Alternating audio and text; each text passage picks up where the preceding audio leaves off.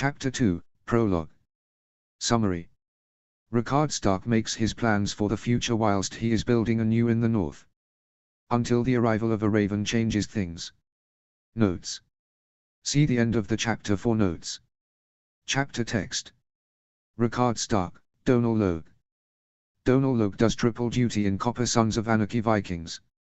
Excellent, he thought as he put the letter down on his desk and took up his tankard, which he had just refilled with ale. He drank eagerly some Carhold bronze before placing his tankard back down and before he placed the letter and the second letter aside. Sat in his solar, Rickard Stark the Lord of Winterfell, quietly pondered the most recent letters from his close friends, Hoster Tully the Lord of Riverrun and Jon Arryn the Lord of the Eyrie. Jon, who was foster father to his second son, Eddard, and his future godson, Robert Baratheon. And Hoster, whom was father to Rickard's future goddaughter. Everything is coming together. Now for the first time, in centuries, the North may stand as a powerful equal to the mightiest kingdoms of Westeros. The likes of the Lannisters and Tyrells will never again sneer at House Stark and dismiss us as tree-worshipping savages. Rickard stood up from his desk and looked around. He walked to the large and hanging map of the North. He smiled as he halted and then drew his finger from Blazewater Bay to the White Knife River, where his lifelong dream, the Cailin Canal, was underway. And then he looked at the markers of Moat Cailin and Wolf's Den before looking at Sea Dragon Point and the stony shore. Slowly, but surely, the North will become stronger and more powerful. And the damned arrogant Southerners will soon see that. But the only thing which stopped him and made him doubt was the future. The future of House Stark, which lay in the hands of his eldest son and heir, Brandon, already known as the Wild Wolf.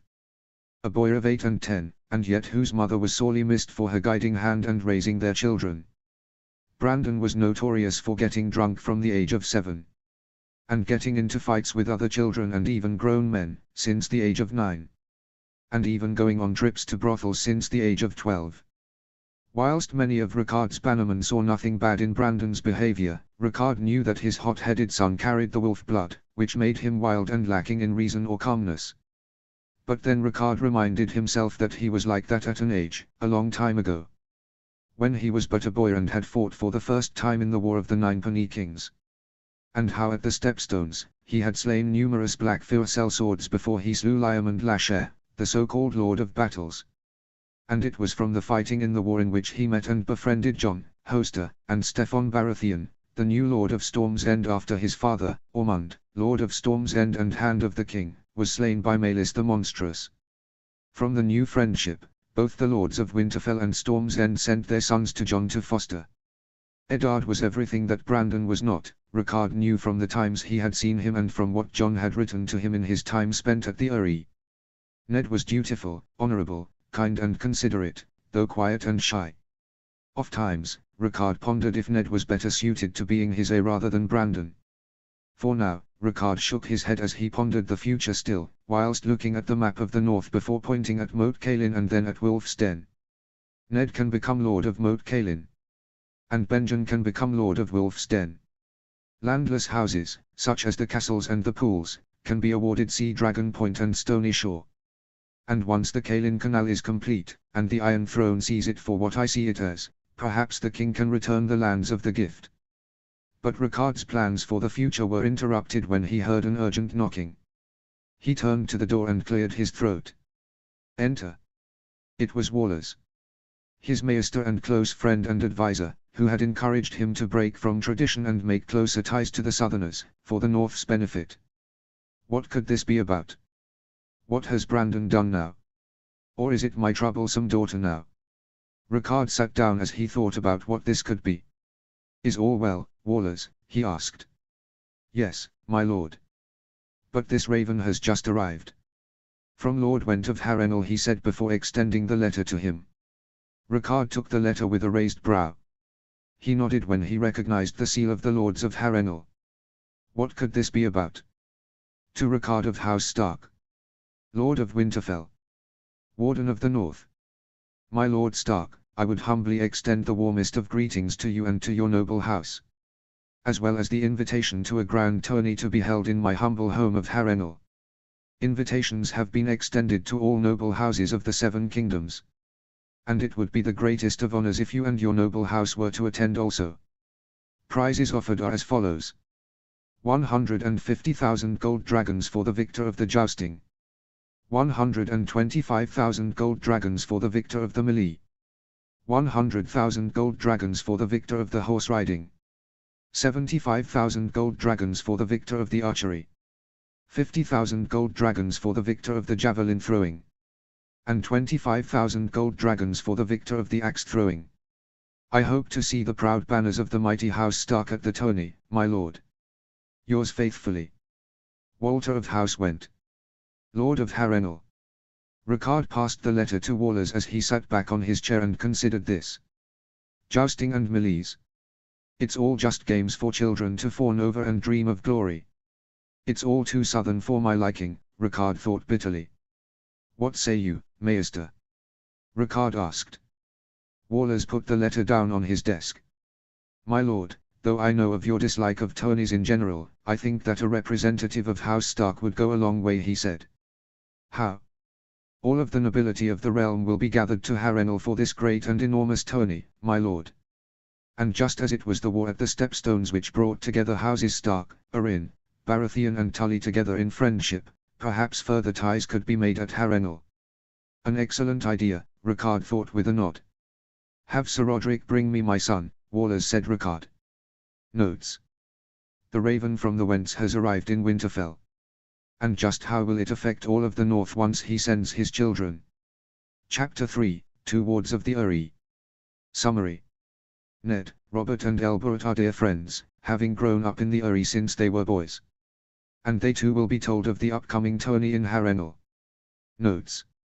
See the end of the chapter for notes. Chapter text. Eddard I. Is there any man who could dare stand against Robert, his strength and his enormous hammer? Even the greatest of warriors of the past, Cregan Stark, Aemon the Dragon Knight, Maegor the Cruel and Duncan the Tall would struggle against him. Perhaps he may even be a match for Arthur the Sword of the Morning, Gerald the White Bull or even Barristan the Bold. Eddard couldn't help but admire his brother in all but blood as he stood on the sparring yard of the Eyrie. As well as looking down on Eddard, Elbert and Kyle. All three of whom were panting with exhaustion and nursing injured arms, legs and pride. Despite the combined efforts of the three against the young Lord of Storm's End, he still prevailed against them. With Kyle limping as he grabbed his battered and half-broken left greave that had fallen off his leg. Elbert, who lifted himself up whilst looking down at his battered and cracking breastplate.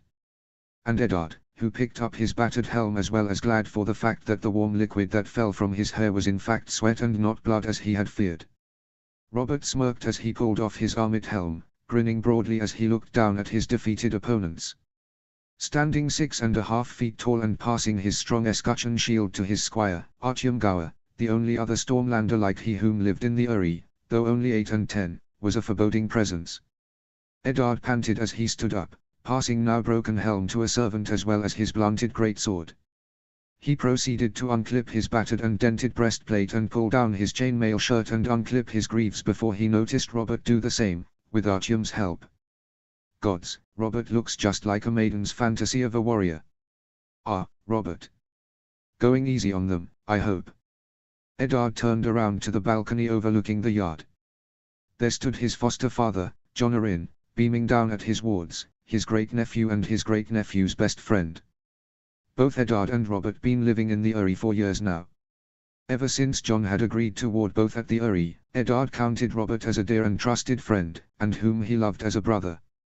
He had been 8 when he had left the only home he had ever known to come to the Eyrie. I am going easy on them, Jon. I will only save my very best for my enemies on the battlefield.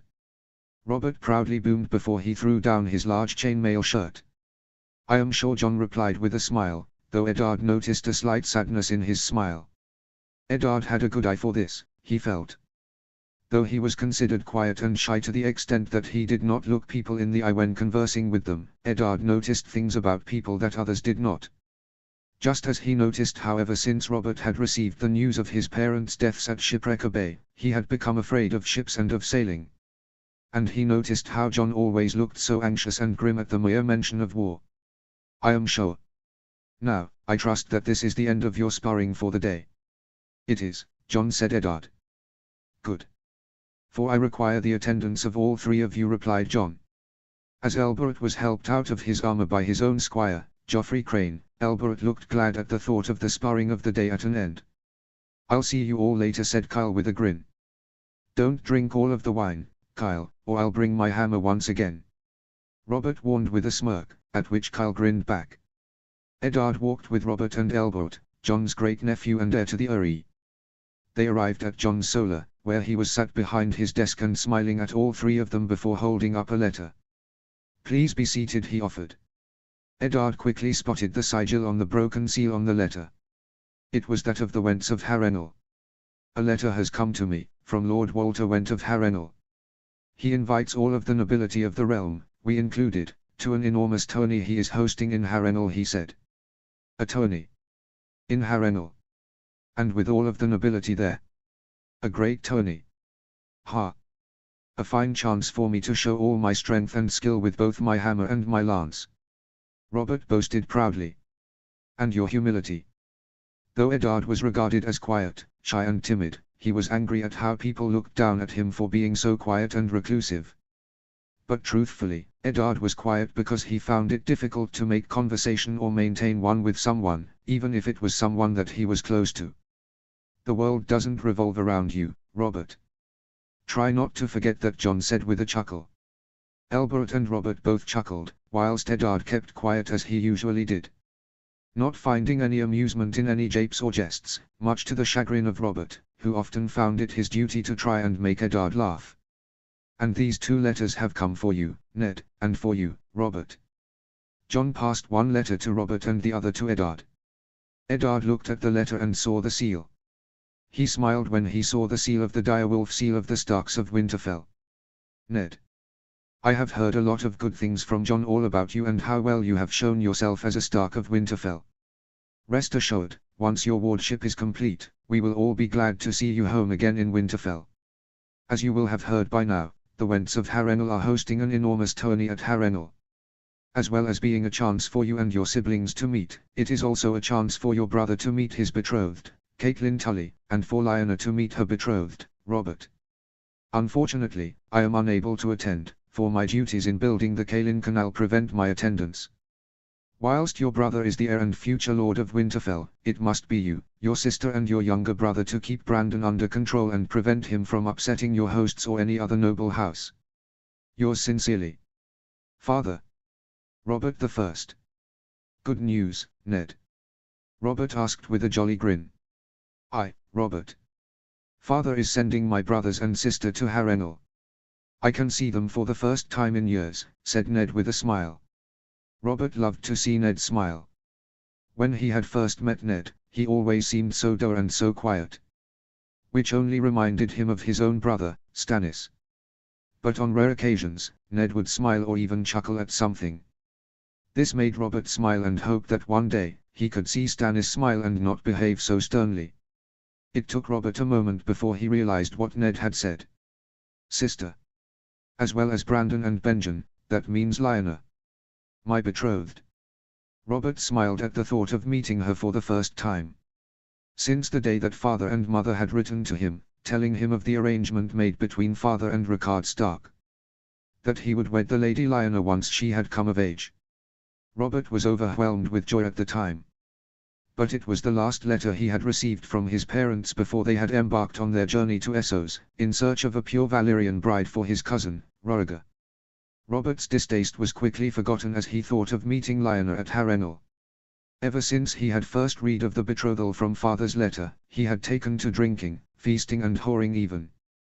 Before he had decided to take to fighting.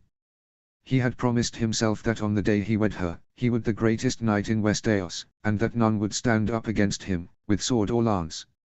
It was the thought of impressing her and being a good husband to her which had kept him through losing his parents. And with him spending days and weeks on board a ship sailing for the Stormlands. He had spent the entire voyage vomiting through the window and curled up in bed, refusing to go out onto the side. And slowly, over the years, he had fallen in love with her. Despite never meeting her in person. Or even exchanging letters with her. He loved the thought of wedding her from the stories Ned had told him of her from back home in Winterfell. and returning to Storm's End as Lord of the Stormlands and with she as his lady wife. Robert turned his mind to his own letter. He looked down at the seal and saw the sigil of the charging stag of House Baratheon. Robert broke the seal and smiled when he recognized the handwriting of dear old Maester Cresson. My Lord Robert. We received an invitation to the tourney at Harrenhal, an invitation which I am sure has already been extended to you. Stannis has already agreed to await your word on what presents House Baratheon shall make, especially to represent the Stormlands. Yours sincerely, Maester Cresson. Robert nodded as he thought of this. It reminded him of what Jon had once told him, when he had returned from mother and father's funeral. When you do come of age, Robert, you must show yourself as a strong man and worthy lord of the Stormlands. To be like Lenal and Ormond Baratheon. There is no shortage of great Baratheon warriors, but it is up to you to be a worthy lord of the Stormlands. One in which your parents would be proud of. After taking their leave from Jon, Robert walked to his chambers. He reread the letter before sitting on his bed. This will be good, he thought before stretching his arms out and putting the letter down on his bedside table.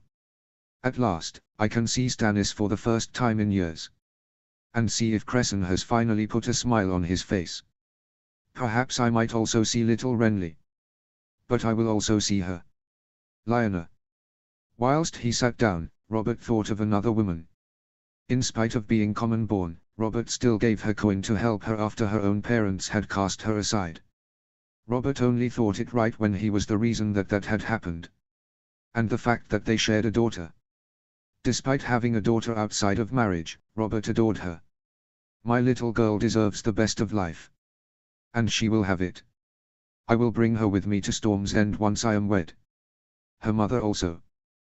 But then he thought of Lyanna, and how she might react. Ned had always said that she is wild. But his stories have never described her as unkind. Especially to their younger brother Benjen. She will not be unkind to Maya, I am sure. Notes. Will Robert pay attention to what Ned has been telling him? Or will he just stick to his old habits? Chapter 4, Plotting in Dragonstone. Summary. Rhaegar and his co-conspirators make their plans for Harrenhal. And Elia instructs her ladies-in-waiting on what they must do. Notes. See the end of the chapter for notes. Chapter text. Rhaegar I. In his solar in the stone drum of Dragonstone, he sat down, his back rested on his chair. He sipped from a cup of wine and smiled as his inner circle entered the solar. It is all coming together.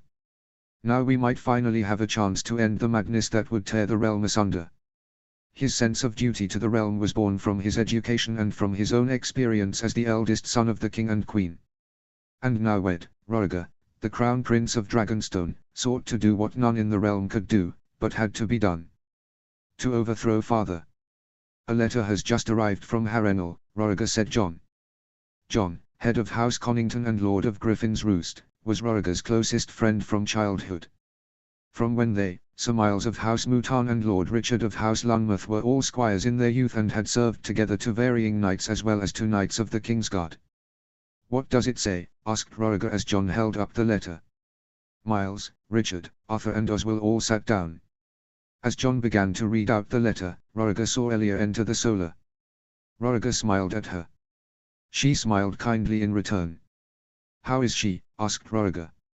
Elia beamed at the question of their daughter, Rhaenys. She is happily playing with the kitten Rhaegar gifted her. She's even called it Balerion. Rhaegar smiled at his daughter with a kitten called Balerion, named for the enormity that was Balerion the Black Dread, the greatest and most powerful of all dragons to have ever set foot in Westeros. Rhaegar's attention turned from his own family and to the matter of the realm as Jon continued to voice the contents of Walter Went's letter to him. For the victor of the jousting 125,000 gold dragons, for the victor of the melee 100,000 gold dragons, for the victor of the horse riding 75,000 gold dragons, for the victor of the archery. Jon read out from the letter. Gods, how is it that your lord brother possesses such incredible wealth as to offer up these prizes and to host so many great houses from across the realm? Oswell, asked Elia. Fertile farmland and merchants using the enormity of the castle as a safe spot to purchase and sell goods across the realm, princess. As well as great occasions such as this, he explained. A great occasion indeed. For the first time ever since the Great Council, Harrenhal shall be filled to the very brim with all nobility of the realm. From Sunspear to perhaps even the North, Miles commented.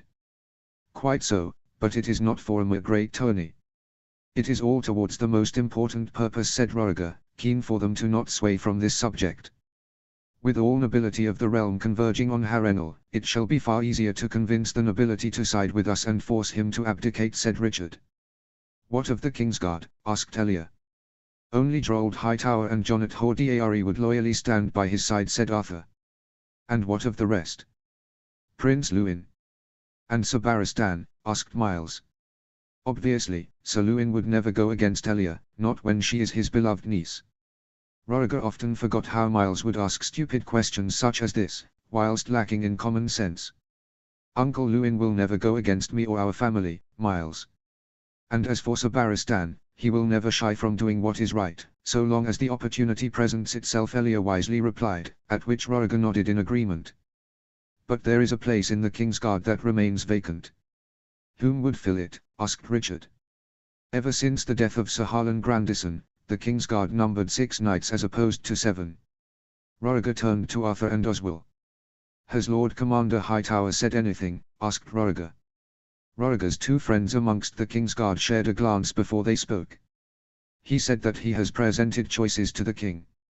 And yet the king is still to make a final decision, said Oswell.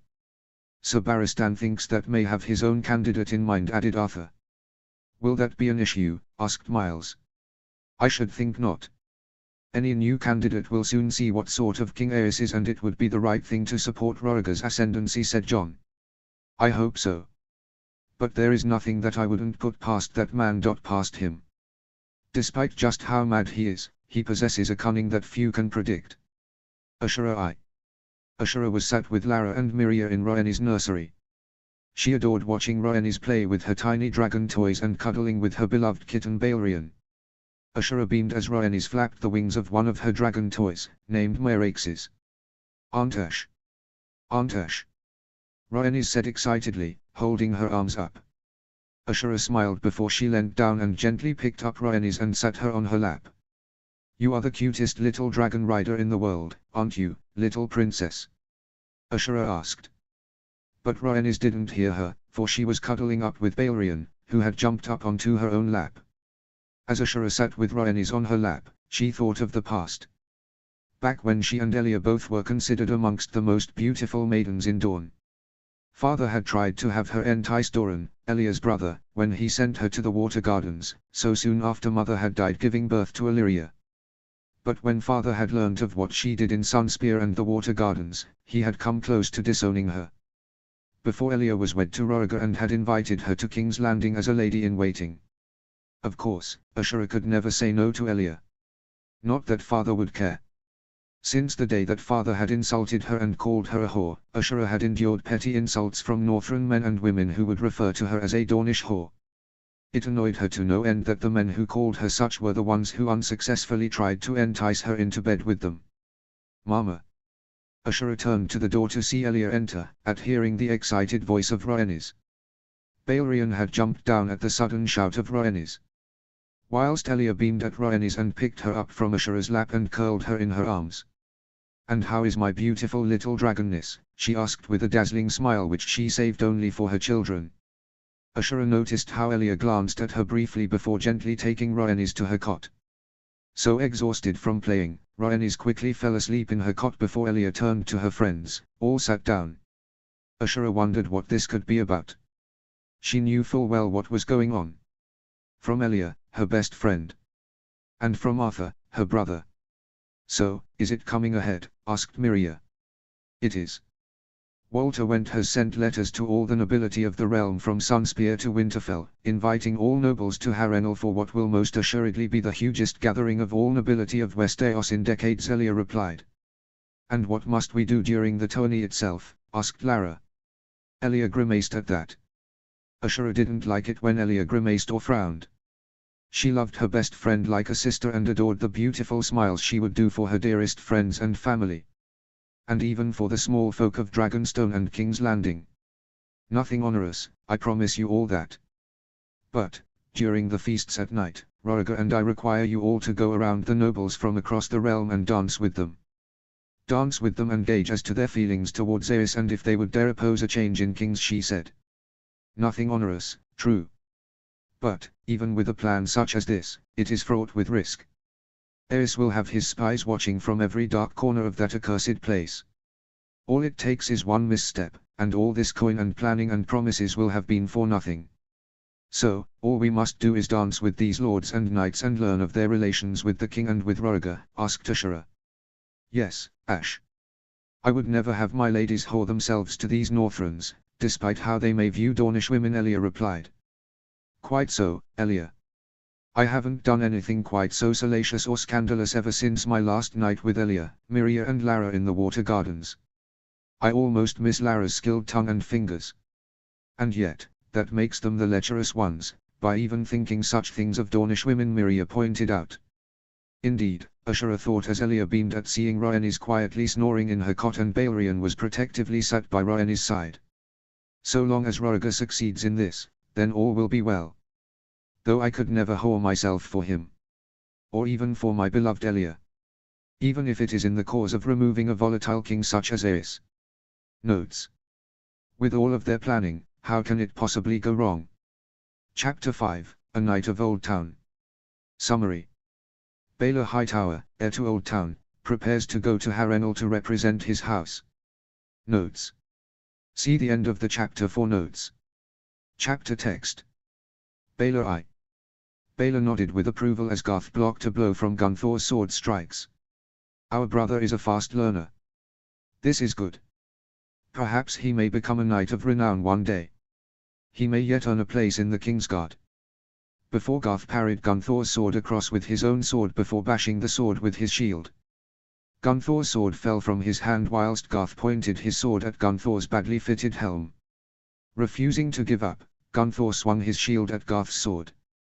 Baelor laughed at seeing Garth disarmed from the suddenness of Gunthor's strike with his shield. Gunthor then ran for his sword and roared as he charged back at Garth. Garth bashed him with his shield, even when disarmed. Though the blow with his shield was blocked by Gunthor's own shield, still the third son of Lytton Hightower fell to the ground, landing on his chest. Gunthor pushed himself back up, seeing Garth pointing his sword at Gunthor's helm. You fought well, little brother, Garth said with a grin before patting him on the shoulder. But I lost. Gunthor complained. All boys lose a fight when they learn how to do just that, brother. I lost many times to Father's guardsman and to Sir Nathaniel.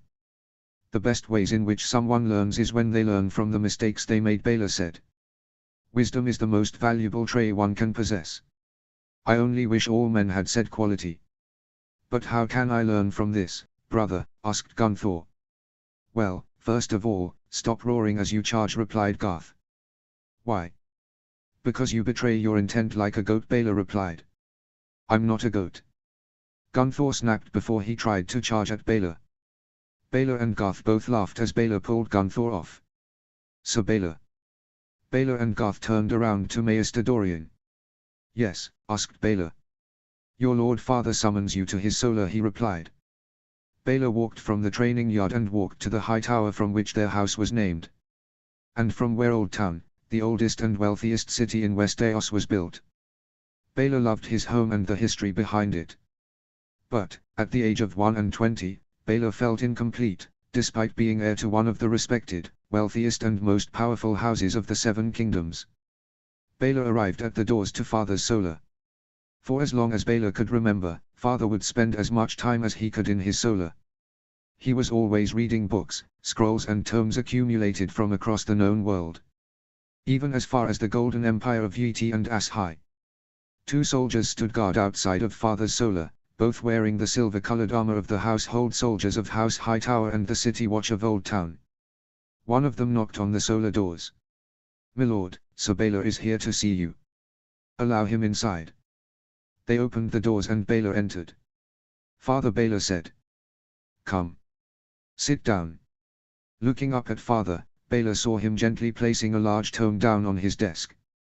He only had a slight glance at the front of the book and the pages. They were written in hieroglyphs which he had never seen before. They were not Valyrian, that much he knew. Baylor sat opposite father before father picked up a letter. He passed it to him. "Read it," he said. Baylor noticed the sigil on the broken seal. 10 black bats of House Went of Harrenhal. Baylor read the letter and raised both brows at the contents, especially the prizes to be awarded to the victors. "Quite impressive sums Walter Went promises," Baylor commented. "Indeed. And it is a tourney in which House Hightower shall be represented," he replied. "And I will go." Father looked up at him as Baylor passed him back the letter. "You will go to Harrenhal?" "Not Garth." "I shall," Father Baylor replied as he faced him. "Is this to avoid choosing a bride?" Father asked. Baylor quietly shook his head. Father didn't look convinced as he raised a brow. "Well, do send our fondest regards to your great-uncle Gerald whilst you are there. And make certain that House Hightower is well represented in Harrenhal." "Of what do you mean, Father?" asked Baylor, recognizing a look in Father's blue eyes. "All the indications are from the capital that our king has succumbed to the infamous Targaryen madness, or at least he has ever since Denys Darklyn got it in his stupid head to imprison his king at Duskendale. What in the seven hells was Denys Darklyn thinking? Now, if I were a gambler, I would make a bet that our crown prince has seen fit to organize this, to overthrow his father, before he becomes yet another infamously mad king to embarrass future generations of Targaryens." Notes. As well as visiting Harrenhal to pay respects to the Targaryens and to represent the Hightowers, does he also have an ulterior motive? Chapter 6, The Land of 10,000 Kings. Summary. Harlon, heir to House Greyjoy and eldest son of Quayan Greyjoy, teaches his youngest brother, Robin, about the sea and the life of an Ironborn. Notes. See the end of the chapter for notes. Chapter text. Harlon I. Harlon climbed out of his favored boat. Robin climbed out with him, whilst holding their haul of fish and dragging it out with him. "Let me see those arms, brother," said Harlon. Robin proudly showed off his arms to Harlon. Harlon grinned and chuckled as he did so. "You'll be a fine warrior and captain one day," Harlon said with a smirk. "When can I kill, Harlon?" Harlon's jovial smirk vanished as he faced him. "You will not be doing that, brother." "Not when you still have plenty to learn," Harlon replied with a frown. "But Balon said that the only times when an Ironborn can learn is when he is at sea and fighting and paying for the iron price," said Robin. "Damn Balon. Damn that stupid fucking prick and his obsession with the past. He can say what he pleases. But I will not let him poison our youngest brother when he is already trying to poison the minds of Aragon and Aeron. Robin is such a sweet boy. I will not have him learn as I learned from father. Nor have him believe in the old way. There's more to being Ironborn than simply being good at fighting," Robin said Harlon as he took a knee and faced Robin. "What then?" "There's being a good sailor. Sailing with your crew. Learning of the sacred trust between a captain and his crew. Do you know what the Iron Islands was once called in the days when there were kings of salt and rock?" "Aye, brother. The Iron Islands was called the Land of 10,000 Kings. And Balon would have you think that we should still be called that." "That's right. Now just being a nobleman or even a Greyjoy of Pike doesn't mean you are one of those kings. For every brave captain aboard his good ship is a king in his own right, whether of high birth or low birth. Every captain earns his respect through iron, salt and sea. But if that captain shows fear when the storm god unleashes his wrath on the world, if he tries to turn tail from battle, or if battle ends and his sword is clean and unused, then his crew would drown him like a rat." Robin gulped at the sound of that. Men become captains in the Iron Fleet from proving themselves as warriors and as sailors. Now I take you out fishing with me so that you will learn to captain everything from rowing boats, to tartans, longboats and perhaps one day, your own ship. Also that you will know well the sea. And that you might never fear it. For no man can call himself Ironborn if he fears the open sea, or even fears drowning. All worthy Ironborn are welcomed in the drowned god's hall. And no coward will ever find a seat in his hall. Do you understand?" asked Harlon. I do," Robin replied. Harlon's grin returned and he patted him on the shoulder. "Come on then. Before father and your mother wonder where we have gone." "But why must I carry the fish?" asked Robin. Harlon glanced at Robin as they walked up the beach until they had a clear view of the gatehouse of Pike. Do you want to be big and strong like Donell or Victorian one day? He asked. I. You'll become that strong by lifting heavy weight from an early age, said Harlon before he turned his head back to face Pike.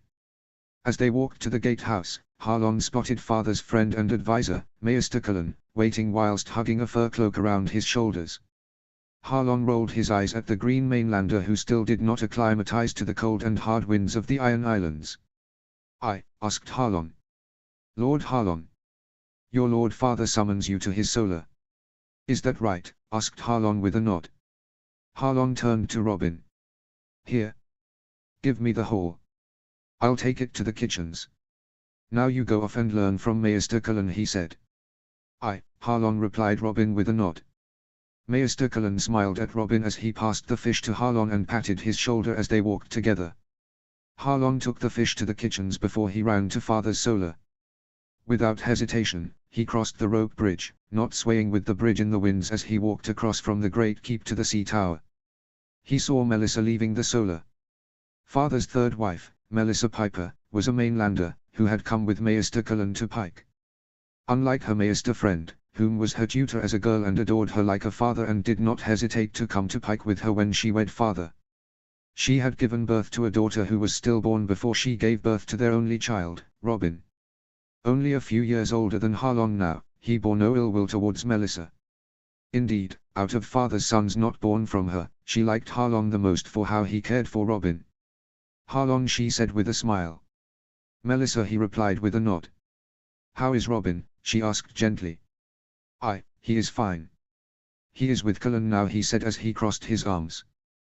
Good. And how was your voyage? She asked. A success. Got a nice haul of salmon and cod. And I do believe his arms are getting stronger by the day. He'll be as big and strong as Victorian soon, but more handsome, Harlon replied. She grinned at that. Thank you, Harlon, she said before nervously leaving for the great keep.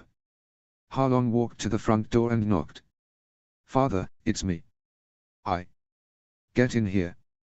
Harlon opened the door and saw father sat at his desk, and looking at a letter.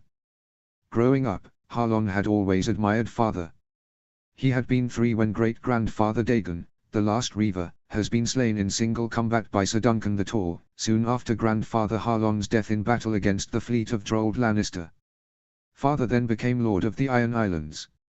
He had earned glory in the War of the Ninepenny Kings, when he led 100 ships of the Iron Fleet to fight alongside the Green Mainlanders against the Black Fires.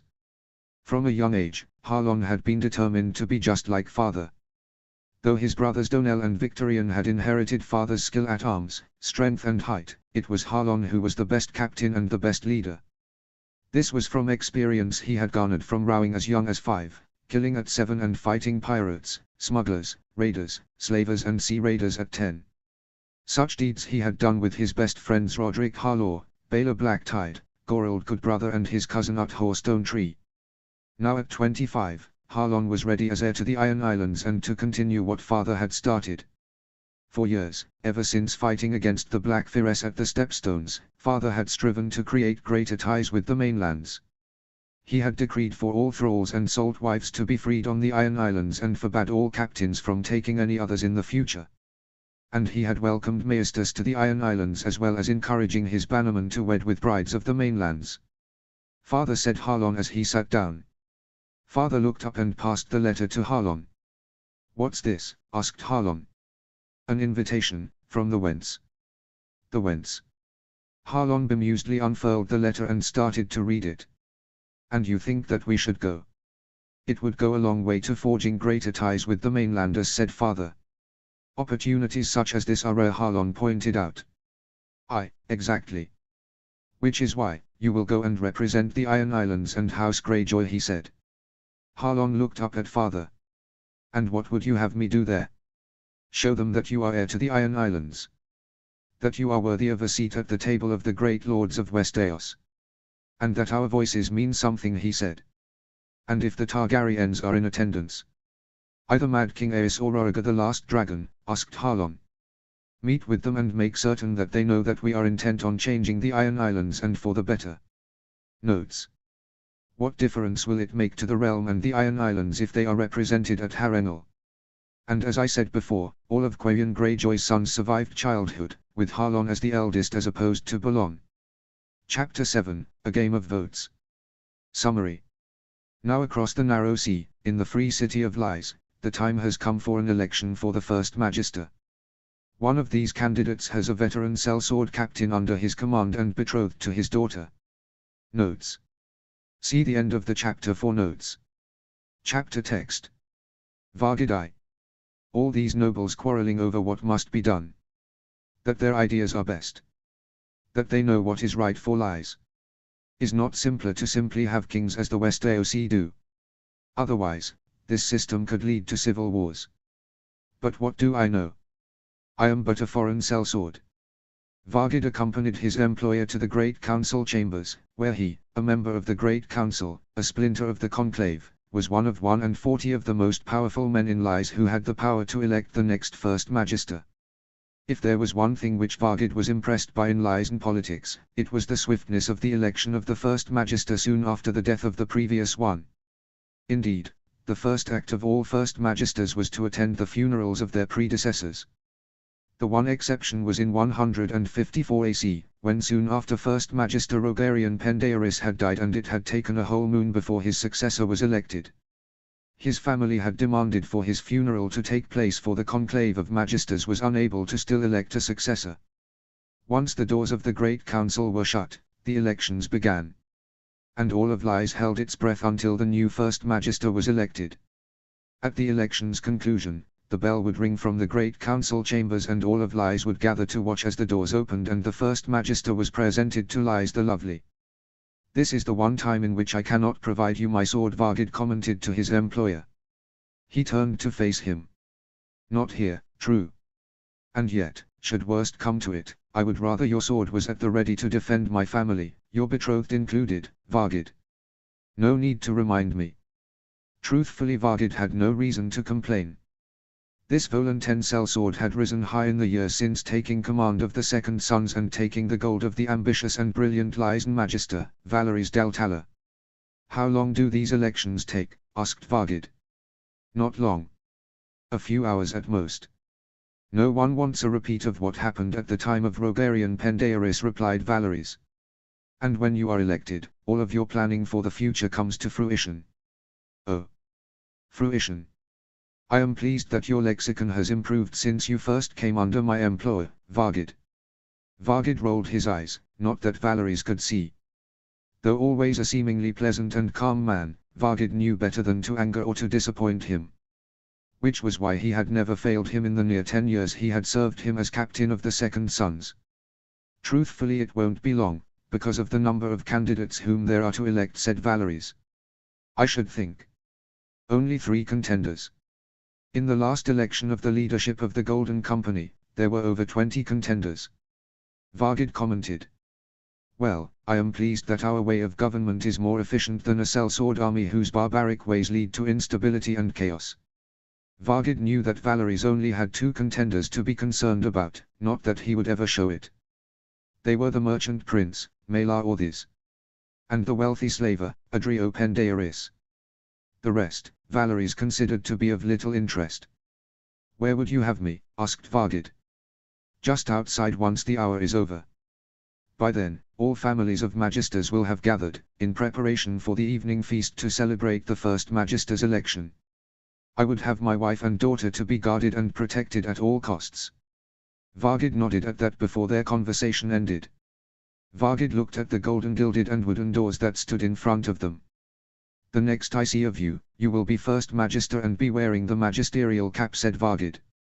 If it is the will of the Conclave and the Great Council, Valeries said, as though addressing the Conclave or a crowd of Lysan populace. Valeries gently patted Vargid on the shoulder before taking his leave. As he approached, 2 unsullied standing guard opened the doors for him, bowing their heads to him as they did so. As they closed the doors behind him, Vargid took his leave and began to make his way back to the Deltala manse. Vargid arrived at the manse, where the slaves were decorating the entire manse with banners bearing the sigil of House Deltala, that of a dolphin. He walked to the balcony feasting area, where he could see Valerie's wife, Daenerys, and their daughter, Delaera, were sat, being attended to by their slaves. Vargid. It has begun, said Valerie's fourth wife. His previous marriages to other Lysan noble women had provided him 3 sons, all of whom he had survived. But all of whom had provided him numerous grandchildren. Though his few grandsons, excluding his Escitorks, had taken positions in the Deltala enterprises. Whilst Valerie's granddaughters were married off to other Lysan noblemen. Yes. A good thing this shall come to an end soon, Vargid commented. Why is that? Asked Delaira, his bride-to-be. Vargid smiled as he faced her. As a Volanten, I know full well what elections can be like if not handled properly. When I was a boy of 5, I saw supporters of the tigers and elephants kill each other in front of the merchant's house. Vargid looked up at the setting sun. It is time. We should leave for the Great Council now. Both his charges stood up and walked with him. They were accompanied by their body slaves and their unsullied guards. But as they set foot on the grounds of the Great Council chambers, just as Delaira was mingling with her friends from other families, the bell rang. Vargid looked up at the bell ringing from the great golden dome, overlooking all of Lys the Lovely. Less than 2 hours. As skilled as I am with a sword, I will never possess Valerie's skills with words. Vargid joined the Lysan nobility who began to clap for the conclusion of the election. Whilst behind and around him, he could hear the cheers of the enthusiastic populace of Lys. Vargid walked behind both Daenerys and Delaira. We should take place near the doors now. He walked behind both of them, and they stood on the beautifully decorated marble mosaic paving leading towards the doors. And the 2 unsullied opened the doors. Soon after they were opened, the selected magisters of Lys stood on both sides of the mosaic paving.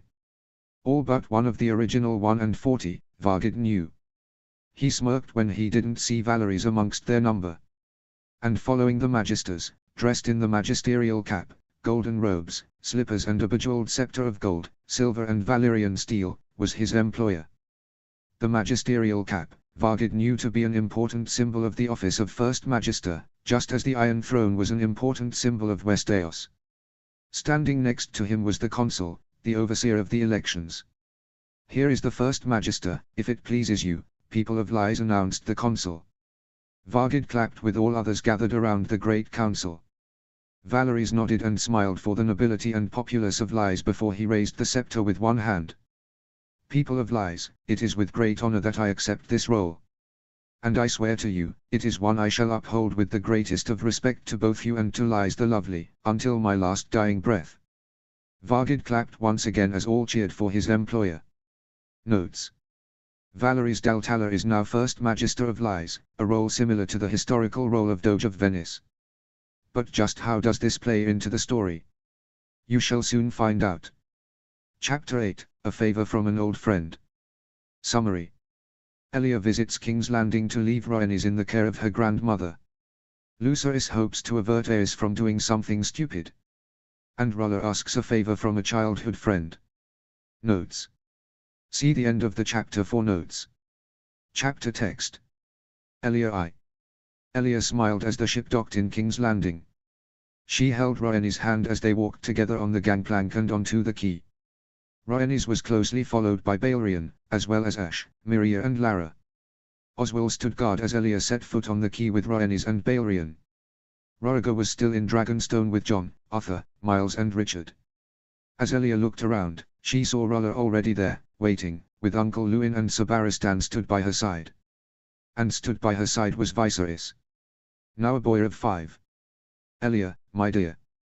Welcome back, Roller said with a warm and kindly smile. Thank you, your grace, replied Elia before the two shared a warm embrace. Roller then turned to her granddaughter. And is this beautiful princess my granddaughter? She asked as she took a knee to face Rhaenys. Rhaenys excitedly beamed as she hugged Roller. Oh, Rhaenys, it is so good to see you again, said Roller as she hugged her and kissed her forehead. As she talked with her and they both stroked and petted Balerion together, Elia turned to Viserys. Hello, my prince. You've grown taller and more handsome since last I saw you, she said gently. Truly, Elia, he asked. Yes. Perhaps one day you will be as handsome as your brother and the most sought-after prince in the 7 kingdoms, she said with a smile. Viserys blushed as Elia turned to Uncle Luwin. Uncle, hello. Elia, I'm glad to see you've brought the sunshine with you from Dragonstone. The capital seems to shine more brightly with your return, he said. You flatter, Uncle Elia replied with a jesting accusatory tone. Flatter? Me? Never, he said with a matching tone. And then she turned to Sabaristan. Sabaristan. It is good to see you again, she greeted. And you, my princess, he replied with a gentle smile and a nod. Elia saw immediately how his eyes darted to Ash. Elia knew well how his eyes would always turn to her since the day she had first come to King's Landing as her lady-in-waiting. Elia turned back to Rolla, who held Rhaenys' hand and bid them to walk with her to the Red Keep. And how are things in Dragonstone, she asked. Rhaegar is busily organizing the last parts for the tourney at Harrenhal, Elia replied. And setting you free from the monster that your father forced you to wed, Elia thought as she noticed bruises and scratch marks on Rolla's wrists. Rolla nodded with a smile. But Elia noticed how she bit the inside of her cheek as she said it. Elia recognized this of her good mother. It was when she detected a lie or was about to speak a lie. Either for the benefit of Varys or for whatever spies Varys had lurking in the corners. And what a tourney it shall be. I have heard it said that Walter Went has sent invitations to all corners of the 7 kingdoms. Indeed, he has. And what prizes he has on offer. 150,000 gold dragons for the victor of the jousting alone, replied Elia. 150,000 gold dragons. Gods, you could build a castle the size of the stone drum with that sort of coin, Rolla remarked. Yes. Sir Oswell seems to be very modest about what coin his family back home has in their coffers, it would seem, Elia said with a jesting grin as she glanced at Oswell. My princess, I can assure you that my lord brother never hesitates to waste House Went's coin. Which is why I am so modest about it, he replied with a grin. Rolla rolled her eyes at Oswell's jape whilst Elia allowed herself a small giggle. And when shall the tourney take place? Asked Rolla. At the end of the next moon. Once all invited lords and ladies have responded to Lord Went. And the Crown Prince and I shall arrive to attend and represent House Targaryen.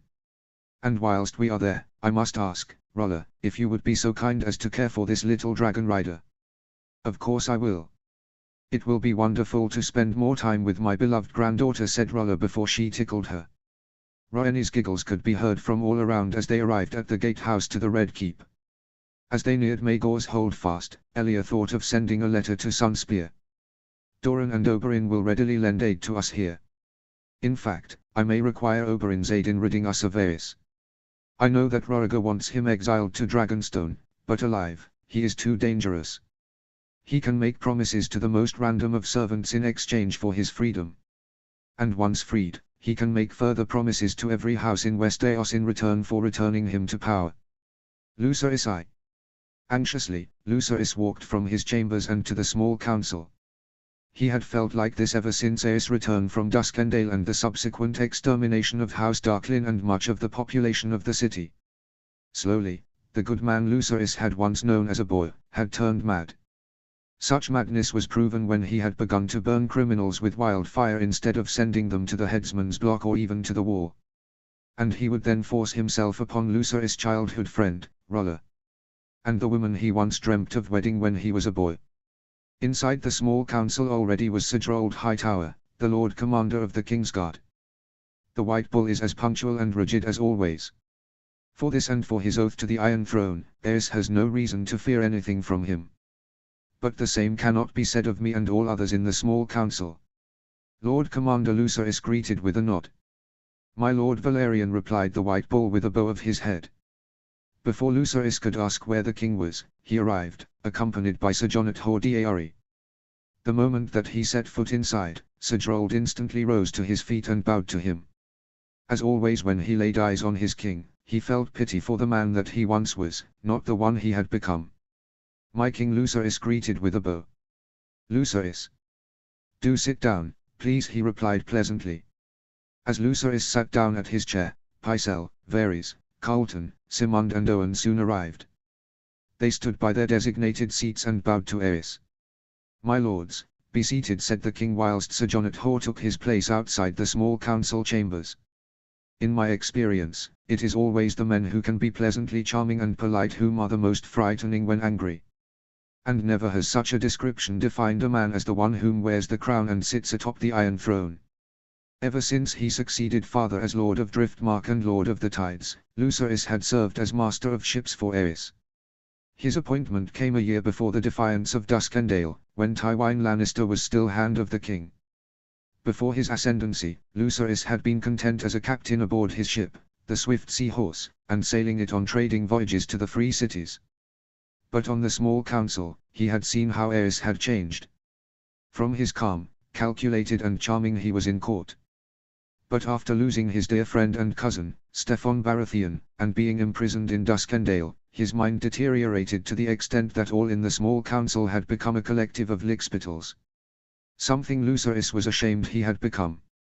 And it was after the drowning of his cousin and his liberation from Duskendale that Aerys had removed Tywin Lannister from the small council. Owen is a Moran of a king's hand. As brutal and foreboding as Tywin Lannister was, he was a brilliant Hand of the King and a skilled administrator. Owen is neither an administrator, nor wise or even clever. Lord Varys, what news is there of the upcoming tourney at Harrenhal? The subject is on Montfort's tongue at least every day. Were he a little older and an anointed knight, I have no doubt he would be riding there to take part. But he should remember that Valerius of Driftmark fare better as sailors than as knights. Your Grace, invites have been extended to all nobility of the realm, from Dawn to the north. And many have replied that they shall indeed come, said Varys. As will my son. Lucerys felt a shiver at the mention of the Crown Prince as Aerys' eyes remained fixed on Varys. Is this a cause for concern, my king? Diplomatically asked Lucerys. Aerys turned to him. You tell me, Lord Valerian. What think you of this tourney? Your Grace, I cannot speak for Lord Went, but from what little I do know of him, he is a man who never hesitates to waste his coin, as opposed to being careful with his coin as a Lannister might. The king chuckled at his jape, whilst Owen, Simond and Carlton all laughed. Lucerys tried, with difficulty, to not roll his eyes at them. And yet this tourney may prove fruitful, Your Grace, Simond suggested. Fruitful? Aerys snapped, turning his fearful gaze to him. Simond gulped as he glared at him. What do you mean? Aerys demanded.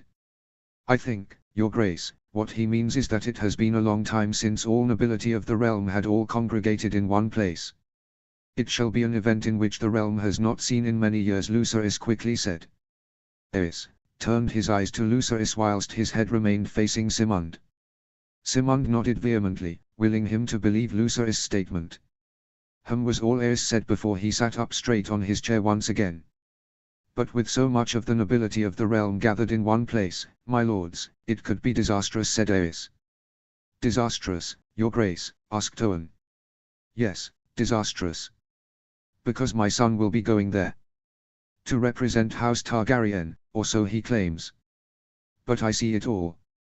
I see what he intends on doing. He thinks that Rhaegar intends to use this as an attempt to remove him from the Iron Throne, Lucerys realized. I cannot let this happen. If he tries to get rid of Rhaegar, it may result in a disaster not seen since Duncan Targaryen wed Jenny of Oldstones. Of course, Your Grace. Thank the Seven that you have the foresight to see through this most treasonous ploy, said Carlton. Shut up, you lickspittle. Perhaps, a more tempered action might be called for. Lucerys offered anxiously. Aerys turned to him. Tempered, Lucerys? What do you mean? Lucerys cleared his throat before leaning in slightly on the table. Your Grace, I know not what the Crown Prince intends, whether it be treasonous or not, but what I do know is that he has spent the last few years traveling the realm and meeting various nobles and lords paramount. And yet, this may yet prove to be an opportunity, for you. What sort of opportunity do you speak of, Lord Valerian? Asked Carlton. If you were to attend the tourney, Your Grace, then it would be a chance for all the nobility of the Seven Kingdoms to see their king once again. Granted that your duties as king has kept you in the capital, but a chance such as this for all the realm to see their king is not one that should be passed up. And if you are certain that the Crown Prince has treasonous intent, then it would also be a chance to see if he truly does intend such a thing with your own eyes, and to trust in your own judgment of the matter. The king nodded in consideration. He hummed as he tapped his fingers on the table. Lucerys felt a sweat on his brow that he was determined to not wipe nor scratch the itch on his neck. He did not want to show fear. Until the king finally nodded once again. A sensible idea, Lucerys. I shall consider it. Until you die. Elion X. Rhaella Targaryen, Charlize Theron. With Rhaegar's arrival at King's Landing anticipated, Rhaella walked with Rhaenys and Sabaristan around the gardens of the Red Keep. Rhaella beamed down at her cooing and giggly granddaughter as she ran around the gardens, pointing at statues of dragons and Targaryen dragon riders, as well as deeply smelling the scent of lavenders and roses. She is the most precious little girl in the world, Rhaella thought with an adoring smile. It feels only yesterday that you were the princess's age, my queen. Rhaella smiled as she turned to Sabaristan. Were that only true, Sabaristan?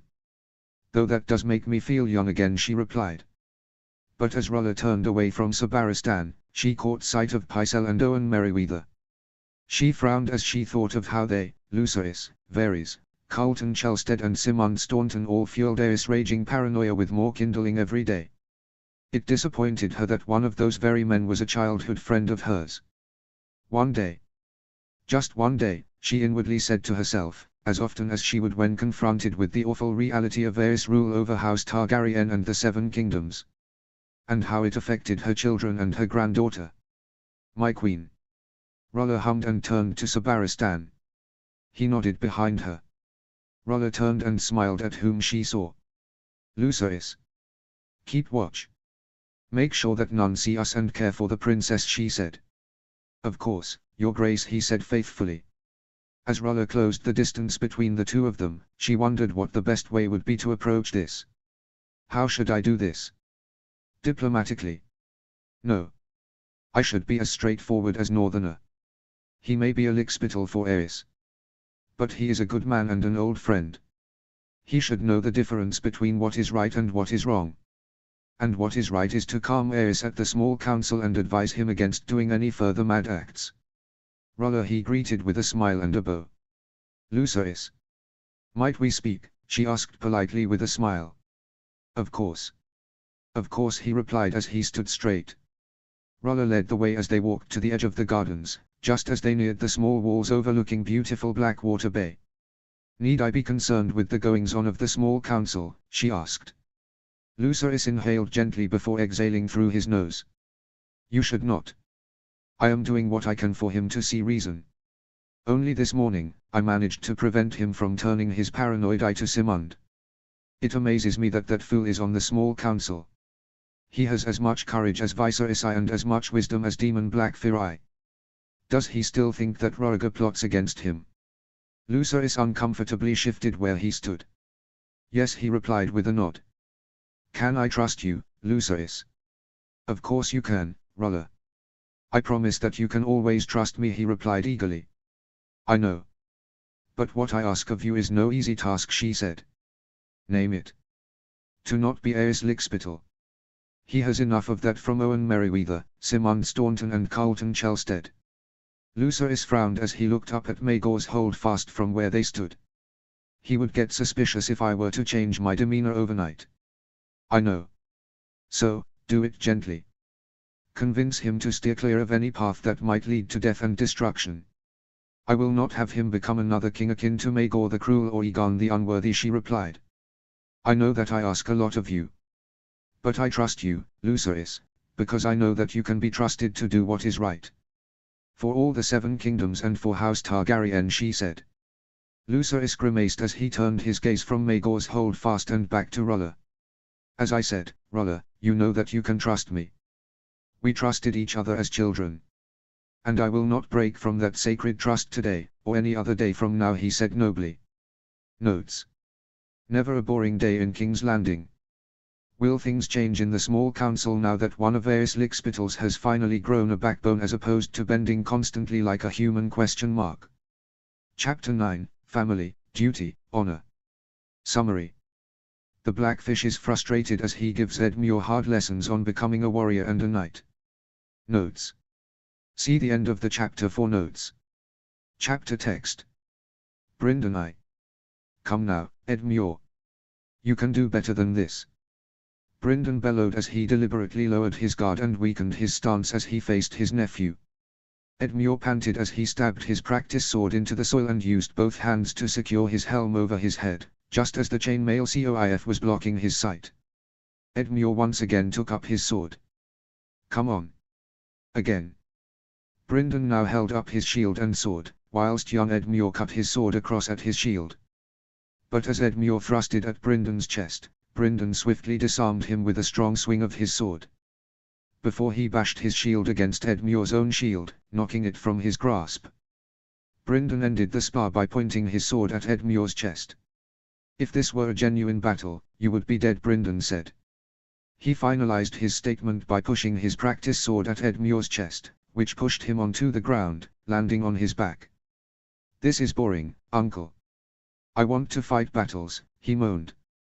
At that, Brindon frowned at the heir to Riverrun. "You'll think twice about that when you fight a battle and see men dying all around you. Enemy men. Men you killed. Your own men. And your friends. Before your father and I fought, we trained as I train you. Do you think that your grandfather Seymour was gentle in his lessons with us?" "Did he?" he asked. "No. He sent us up against every master-at-arms in the Riverlands that he could hire. Until I could defeat each and every one of them." Hearing that, Edmure looked hopeful that he could accomplish this also. "And do you think that you can do the same?" asked Brindon. Before his stupid nephew could even open his mouth, Brindon opened his once again. "Before I went into battle, I trained hard. You are barely even trying to train. If you hope to be a knight of renown and to be a great lord of Riverrun one day, you will have to be absolutely focused on what tasks lay ahead of you. Do you understand?" Brindon glared at Edmure as he unclasped his helm from his head. "Or do you just intend to ignore every one of my lessons and every one of my speeches just because I am not telling you what you want to hear?" "Yes, uncle."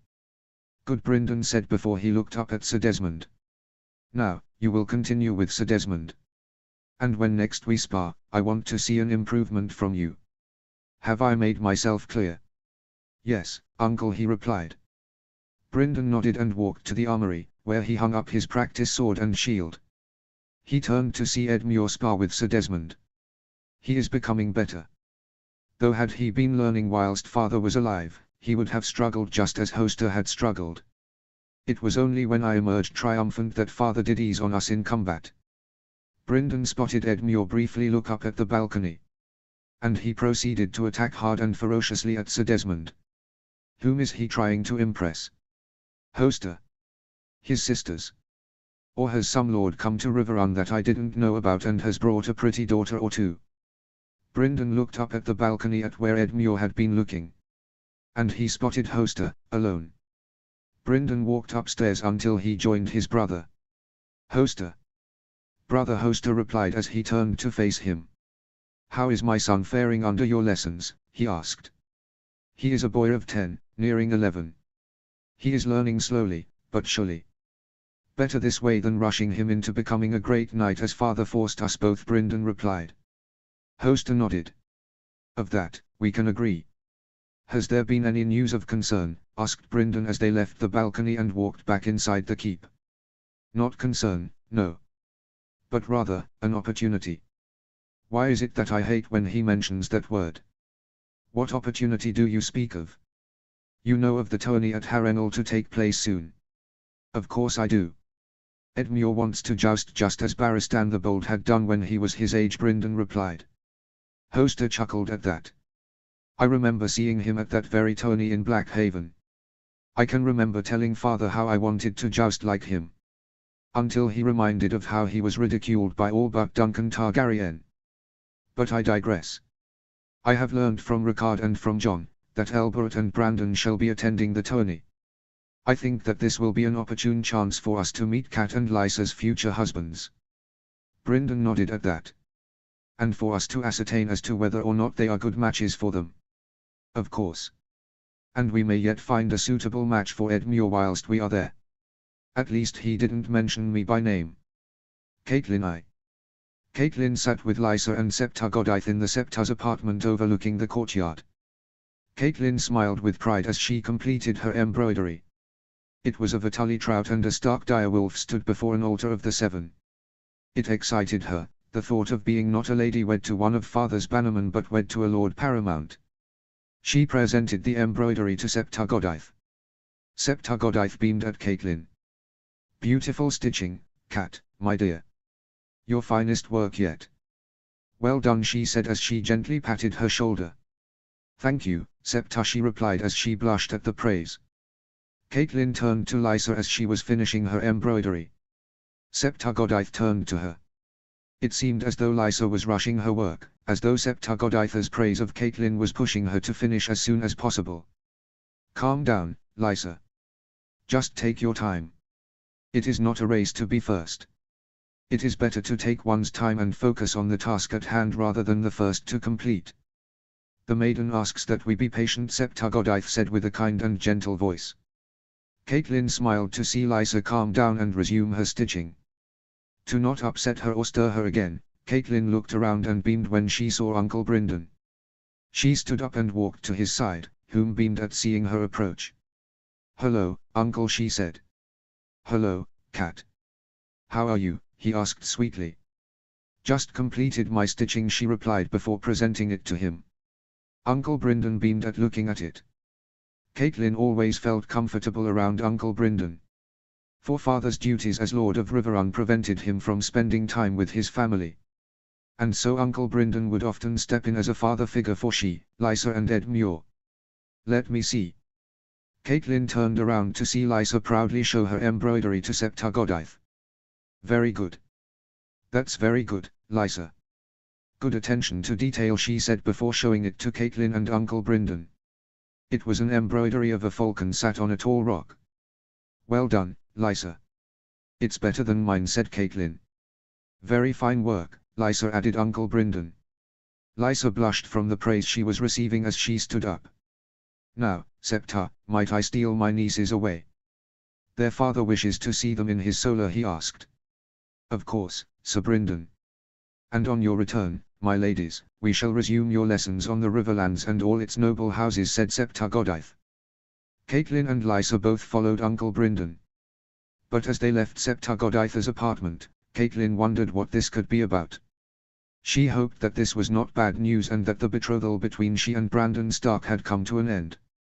She had eagerly paid attention to all the stories of he and how handsome, strong and skilled a fighter he was. Is all well, Uncle Brindon? Caitlin asked anxiously. Uncle Brindon beamed as he turned to she and Lysa whilst they followed him. All is well, Cat. Lysa. I have just been speaking with your father. About your respective futures, he replied. What do you mean, Uncle? Asked Lysa. Ah, well, you both know of the great tourney taking place at Harrenhal, hosted by your cousin, Lord Walter. They nodded. How could they not? The very subject was on the tongues of all the Riverlands, if not the realm, Caitlin thought. Especially that of Ed Muir's. Well, House Tully shall be in attendance. I, your father, your brother and both of you shall be going to attend.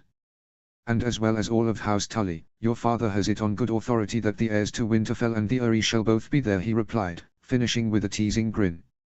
His grin made both Caitlin and Lysa blush. They came to father's solar. They entered and sat down opposite father whilst Uncle Brindon stood by father's side. Cat. Lysa. How have your lessons been with Septa Godith? Very good, father, Caitlin replied. Excellent, father. We both did such beautiful embroidery, Lysa added proudly. Father nodded with a proud smile before he pressed his hands together. Caitlin recognized this as a sign that father wanted undivided attention to what he was about to say. Now, as your uncle will have already told you, we shall all be going to attend your cousin's tourney at Harrenhal. Whilst we are there, you shall both be meeting both Brandon Stark and Elberta. Caitlin blushed at the thought of at last meeting Brandon in person. And one day being wed to him and becoming the future Lady of Winterfell, ruling by his side and having strong sons and beautiful daughters of House Stark. And she smiled at Lysa being Lady of the Eyrie one day and having sons becoming elite Knights of the Vale. And when will we leave for Harrenhal, father? Asked Caitlin. 2 weeks from now, Cat. Which should give you both plenty of time to learn what you can of House Stark and House Arryn respectively. Do what you can to impress your future husbands and show them that you have what it takes to be Lady of Winterfell and of the Eyrie, father said with pride for both his daughters. Notes. Catelyn and her sister are excitedly preparing to meet their betrothed for the first time. Chapter 10, The Restless Lion. Summary.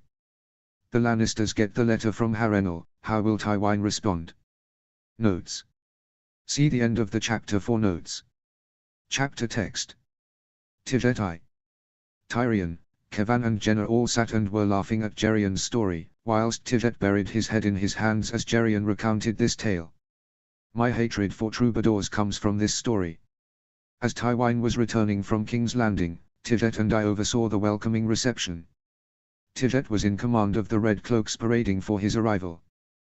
But the man I had hired, a troubadour called Lofty, whom was from a group called the Betterlays, the finest in the Westerlands, kept trying to say something to Tivette, but he was hearing none of it.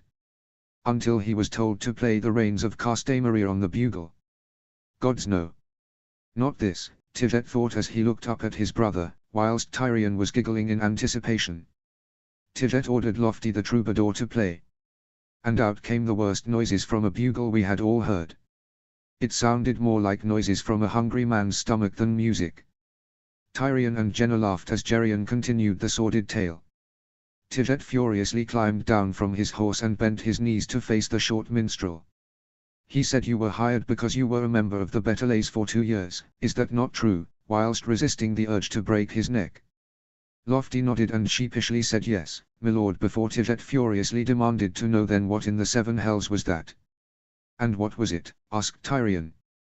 Well, he admitted to Tivette that he was indeed in the Betterlays, but he was their fucking drummer. Kevan, Jenna and Tyrion all laughed at the story whilst Tivette shook his head. Gods, I wanted to rip that bastard's tongue out. What did you do in the end, uncle, asked Tyrion.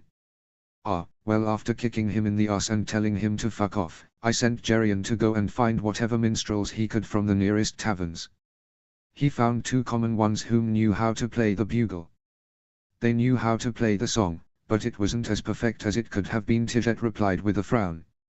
But as they sat together in Casterly Rock's feasting hall, Tivette looked up when he saw Maester Crelan enter. Sir Tivette, Lord Lannister wishes to see you in his solar at once. Tivette nodded before standing up. Save me a cup for my return, brother, Tivette said to Gerion. I shall. Whilst I tell Tyrion of my first attempt at captaining a ship. A pity. I enjoy that tale. It is a funny one. Whereas the one at my expense was that one time in my life in which I wished the ground would swallow me whole and shit me into the 7 hells, Tivette thought as he followed Maester Crelan to Tywin's solar. Tivette arrived at Tywin's solar. The 3rd son of Tytos Lannister, as well as being the most skilled knight of the Westerlands and best fighter House Lannister has ever seen, wondered what this could be about. He knew not if Tywin was going to recommend him to Aerys Kingsguard, arrange a marriage for him, or even offer him a holdfast in the Westerlands. My lord. Sir Tivette is here. Send him in, said Tywin. Tivette entered, walking fast to the chair opposite Tywin's at his desk. He sat down, facing his brother, who looked up from his quill and parchment. You sent for me, brother. I did, Tywin replied before holding up a sealed letter to Maester Crelan. To Harrenhal, he said. Yes, my lord, replied the good Maester. Harrenhal. He's not going to attend this tourney, is he? Harrenhal. Whatever for, asked Tivette. Prince Rhaegar will be attending the grand tourney there. And he will be taking with him, Jaime. He has been in King's Landing for too long as Aerys hostage. I suspect that Rhaegar intends to use this tourney, and all nobility of the realm gathered in one place, as the chance to gather support. Gather support? To overthrow Aerys, asked Tivette. Tywin nodded with pursed lips. Do you think that Rhaegar can accomplish that? Aerys has ruled the 7 kingdoms for many years. But ever since my departure from the capital, rule has fallen into chaos and disarray. Indeed, my successor is a hapless lickspittle who knows not how to govern or administer a tavern, never mind the 7 kingdoms. And what need have you of me, brother? I need you to represent House Lannister at Harrenhal. To gauge the minds of the Lords Paramount, or whomever they send to represent them in their stead. and to meet Prince Roriger on my behalf and see if he can remove his father from power. And should he be able to so, then we shall provide him all help, of course. In exchange for guarantees for the future, Tywin replied. Of course. Tywin would never commit to any such plan without any guarantees for himself and for House Lannister. Notes. Tywin now hopes to get his favorite child out of King's Landing and sends Tidget to make sure this happens. Chapter 11, The Noblewoman and the Sellsword. Summary. Vargid's loyalty to his employer is certified when he marries his daughter. Notes. See the end of the chapter for notes. Chapter text. Vargid 2. Vargid smiled as he walked, together, with Delaera through the great temple of Pantra. Whilst the boys and men clapped and cheered throughout the temple, the girls and women all threw around handfuls of rose petals. Delaera giggled as rose petals landed on her face and her beautiful white dress, almost as white as her hair. But as the wedding itself came to an end in the great temple, the feast and celebrations were to take place in the Valeries' manse. Though Vargid felt it strange as he ate and drank little in the feasting halls of Valeries. His employer. And now his good father. Other than the unsullied guards surrounding the manse, Vargid was the only man dressed in armor. He wore his favorite armor from his time as captain of the Second Sons. Chainmail with steel plating covering his chest and lamella on his shoulders, wrists and greaves. He kept his arrow sheathed at his side. He loved his arrow dearly from his years of fighting. As well as fighting as a sellsword after leaving Volantis as an impoverished tavern thug, he had spent 5 years in the fighting pits of Meereen. In Meereen, he had claimed this arrow, of Valyrian steel, from the Dothraki Kultamago. Since his victory, he had taken his prize, which he had named Slaughter, with him wherever he went. And in the 10 years since claiming it in his last victory in Meereen, he had slain hundreds and thousands of men. Half of those were in service to his now good father. Though I am his good son, what will that do for me in the future? He has no intention for me to inherit his family name, or for our children to take charge of any of his business ventures. And I know that the Lysan peoples will never ever accept any son of mine as First Magister. So what does he intend for me? He obviously still needs me. He wouldn't keep me around if he didn't see the value of me and of the Second Sons. The question is, what need has of me? Looking around, Vargid smiled when he saw her. Delaera shyly smiled from afar as she chatted with her friends from various noble Lysan families. Neither mother nor father would believe it if they could see me now. Wednesday. To the beautiful daughter of one of the most powerful men of the Free Cities. A fine day for you, Mariner. Vargid turned around. He turned to face Arian Rugaria, the young scion of House Rugaria and proud wielder of their sword, Truth. Indeed, Magister Rugaria, replied Vargid. His rough and gravelly low-born Volanten voice contrasted the musical and sweet voice of the high-born Lysan. They hate me. They all do. My presence here is just a reminder of how the mighty Lys the Lovely is so reliant on sellswords that there are many here whom would never take up arms, even if it meant life or death for their great city. And now they have a low-born Volanten sellsword in their midst and marrying one of their own. The daughter of the First Magister no less. Now you are wed, can we count on any sons of yours to be elected First Magister? Vargid knew well what he was truly saying. He may be a common sellsword, but that didn't mean that he had the brain of a charging bull. I think you already know the answer to that question, Magister Rugaria Valeries replied. So tell me. Tell you what? Asked Vargid. Tell me what your ex-show, oh I am sorry, your good father, what it is that he intends to do now that he is First Magister, he said, his pleasant smile still there. Even though his tone was anything but pleasant. Vargid raised a brow at his impertinence. Is this how the great Rugares act? Has the fact that just because one Targaryen king had 3 children from a fair Rugaria girl that this makes the Rugares entitled to whatever they think they deserve? You are as arrogant as Valeries makes you out to be. Magister Rugaria, I have served the First Magister for 20 years.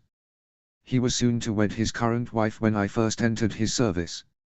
And throughout my time in his service, I have always given my absolute loyalty.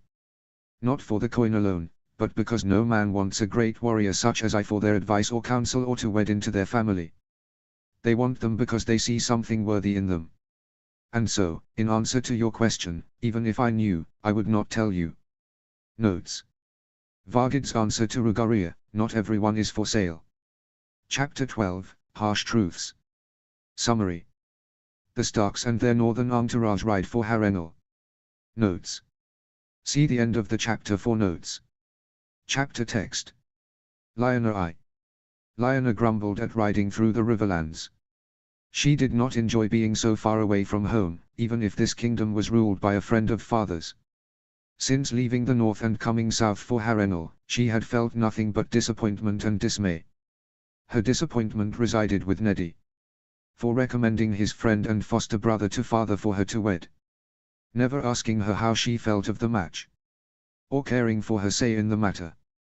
And her dismay was with father, for wanting her married off to a southerner, to take her away from home, and to have her wed a whoremongering drunk. Why couldn't father have me wed a northerner? Why did that ass of a maester friend of his have to poison him with dreams of southern ambitions? The north has been isolated from the south for good reason. They care for only wealth and power here in the fucking south. I want no part of it. I just want to be home. Riding in the Wolf's Wood. Going hunting with Benjen. And learning to fight from Brandon. Is it too much to ask for to stay in Winterfell and to just live peacefully there? Gods, it's so warm here. Benjen muttered as he unclasped his bearskin cloak. Looking around, Lyanna frowned at the unfamiliarity of the surrounding lands. And yet, she couldn't deny. There was a beauty to these lands. To the peaceful Red Fork flowing past them, with fishermen reeling in the catches of the day. 2 old fishermen were even singing the song of the Red Fork fishermen. There was something pleasant about listening to the waves of the Red Fork splash onto the land. The farmlands were also beautiful, she decided. Numerous fields were filled with crops of wheat, fruits, vegetables and vines. And farmers cutting their crops, filling carts with produce, removing weeds from the base or digging small trenches for irrigation. It's no wonder that the Riverlands feeds the north. But as Lyanna gave the surrounding lands another admiring look, she grimaced. As beautiful as this looks, I am glad that this is not home. I could never feel at home here. I love the freedom of riding on seas of snow-topped grass plains, without boundaries.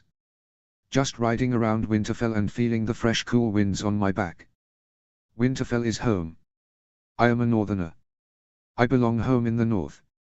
Not in the south, where lords fight for wealth and power. What are you pair complaining about?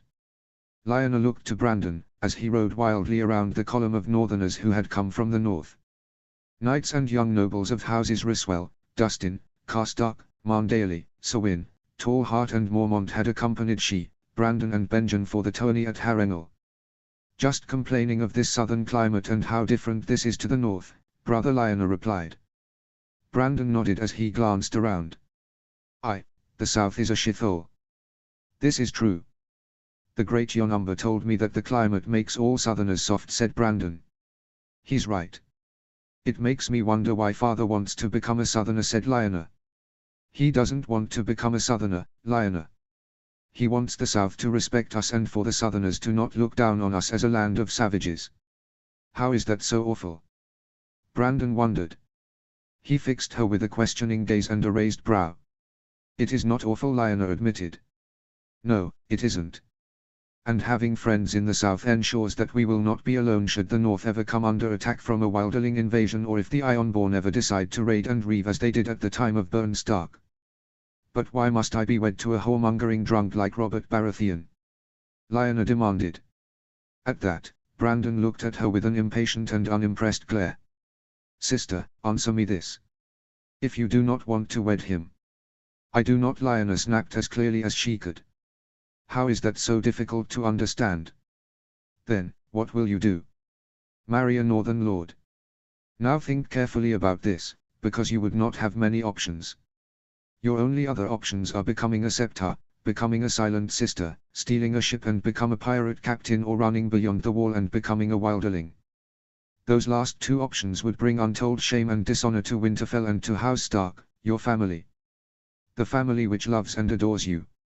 Now are you going to look me in the eye and tell me that you want to do that for the selfish and thoughtless reason of simply wanting to be what? Free. Lyanna pursed her lips and looked down at the ground. She tried to search for an answer in the King's Road which they rode on. But no answer came to mind. But, he will not be faithful, Brandon. I don't want to wed him, she insisted. Ned loves him like a dear friend and like a brother. Do you not trust him? Of course I trust Neddy. But he is his friend. He won't be wedding him, or have to put up with his habits, replied Lyanna. Have we ever mistreated you, sister? Has father ever laid a hand on you? Have Ned or I ever denied you the chance to ride with us and spar with us and shoot arrows? No, she admitted. Then stop acting like such a spoiled little southern princess. Stop weeping a newborn babe because you cannot get what your childish attitude wants. You are 4 and 10, near a woman grown, and yet you act like a little girl. I am not, snapped Lyanna. Then act like a woman. But he won't be faithful to me, Bran. Lyanna stubbornly answered. Then meet Robert Baratheon. Meet him and decide for yourself what kind of man he is. There is more to a man than the stories that surround him. It's not an easy thing to tell the difference between a man and the tales that follow him. You have to decide for yourself if those are true or not. And you will not know all that you need to know by simply clinging to them solely so that you can try and run away from this marriage. If you want respect, then earn it. And you cannot earn respect by whinging like a spoiled little southern girl you claim not to be. If you don't want to wed him and he dishonors you, and we all see for ourselves, so be it. But none of us will know if you do not see for yourself. Do you understand? Lyanna was taken by surprise by Bran's shouting. She had never seen this side of him before. I understand, she finally replied. Good. I will be by your side when you meet the Storm Lord for the first time. If he tries anything, I will be the first to throw a punch. But you will meet him, and you will not try and use some excuse to run away, otherwise you are no better than a fucking coward. Notes. Personally, I think what Lyanna always needed was a sharp word from either Brandon or Ned on what her options were. Chapter 13, A Fond Reunion. Summary. Elbereth is told of what is expected of him from his uncle. Ned is reunited with his family in Harrenhal. And as Robert meets Lyanna for the first time, will he remember that first impression are always important? Notes. See the end of the chapter for notes. Chapter text. Elbereth. It was strange at looking at all of the open ground and fertile farmlands surrounding them for every mile that they rode ever since they passed through the bloody gate and left the Vale. Elbereth thought it so foreign, having lived in the Vale for his entire life. Climbing the great and tall mountains of the moon. Riding through the hills and dales of the Vale of Arryn. Walking through the snow-capped path to the Eyrie in times of winter. And simply breathing the fresh and cool air of home, whether it was the Eyrie in the summer or the gates of the moon in the winter. This couldn't be more different than home, muttered Kyle as he drank from his water skin. True. It may be so green and pleasant, but it certainly wouldn't be safe to call home, Elbereth pointed out. What do you mean by safe? Asked Morton Wainwood. Do you know how many wars are fought in the Riverlands? Nearly all of them. The Riverlands has suffered over 100 battles against Andal invaders and endless raids from the Ironborn, conquests from the Hoars, Durandons and Targaryens. There is no safety in the borders of the Riverlands. No sense of security, Elbereth explained. He has the right of it. When one thinks of the many conflicts of the past since Aegon the Conqueror subjugated the kingdoms from the Reach to the north, all of these conflicts, save the ones with the Dornish, have all been fought in the Riverlands, central to the Seven Kingdoms, said Royce Coldwater. True, and yet these wars have given birth to great warriors such as Tristaifer Mudfor, Oscar Tully and Sir Brynden the Blackfish, Jon Royce pointed out. Sir Elbereth. Elbereth turned around at hearing the voice of Uncle John's squire. He saw Donal Wainwood, Morton's younger brother, riding behind him. Yes, asked Elbereth. Your lord uncle wishes to speak with you at once, he said. Very well, Elbereth thought as he turned his horse around from his friends. Whom continued their conversation, now comparing the great warriors and knights of the Riverlands to the mighty knights of the Vale. Elbereth and Donal rode together to the head of the column, where Uncle John was at the forefront, riding alongside Horton Redfort, Nestor Royce and Eon Hunter. Uncle Elbert called. Uncle John turned around and spotted him. He smiled as Elbert joined him. Uncle John's smiles always helped Elbert feel at ease. Whenever he had had a bad day for whatever reason, Uncle John helped him feel uplifted just by talking with him. "Elbert. Thank you for coming," he said. "Of course, Uncle. Is everything well?" "Oh, it is. It is, have no fear. I just thought that you should know something important," he replied. "Important? What could this be about?" "I have just had a message bring me news from Riverrun."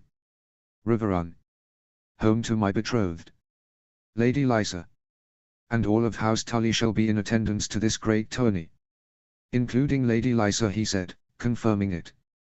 "The stories tell of Lysa Tully as a charming and beautiful girl. And that she is well learned and kind. And so, it goes without saying, that I will expect you to behave in accordance to the words of our house, dear lad." "I will, Uncle." "The thought never crossed my mind," he replied with an assuring tone. "I believe you. I just know that being in Robert's company will often lead to drunkenness and getting into brawls," said Uncle John. Elbert grinned at that.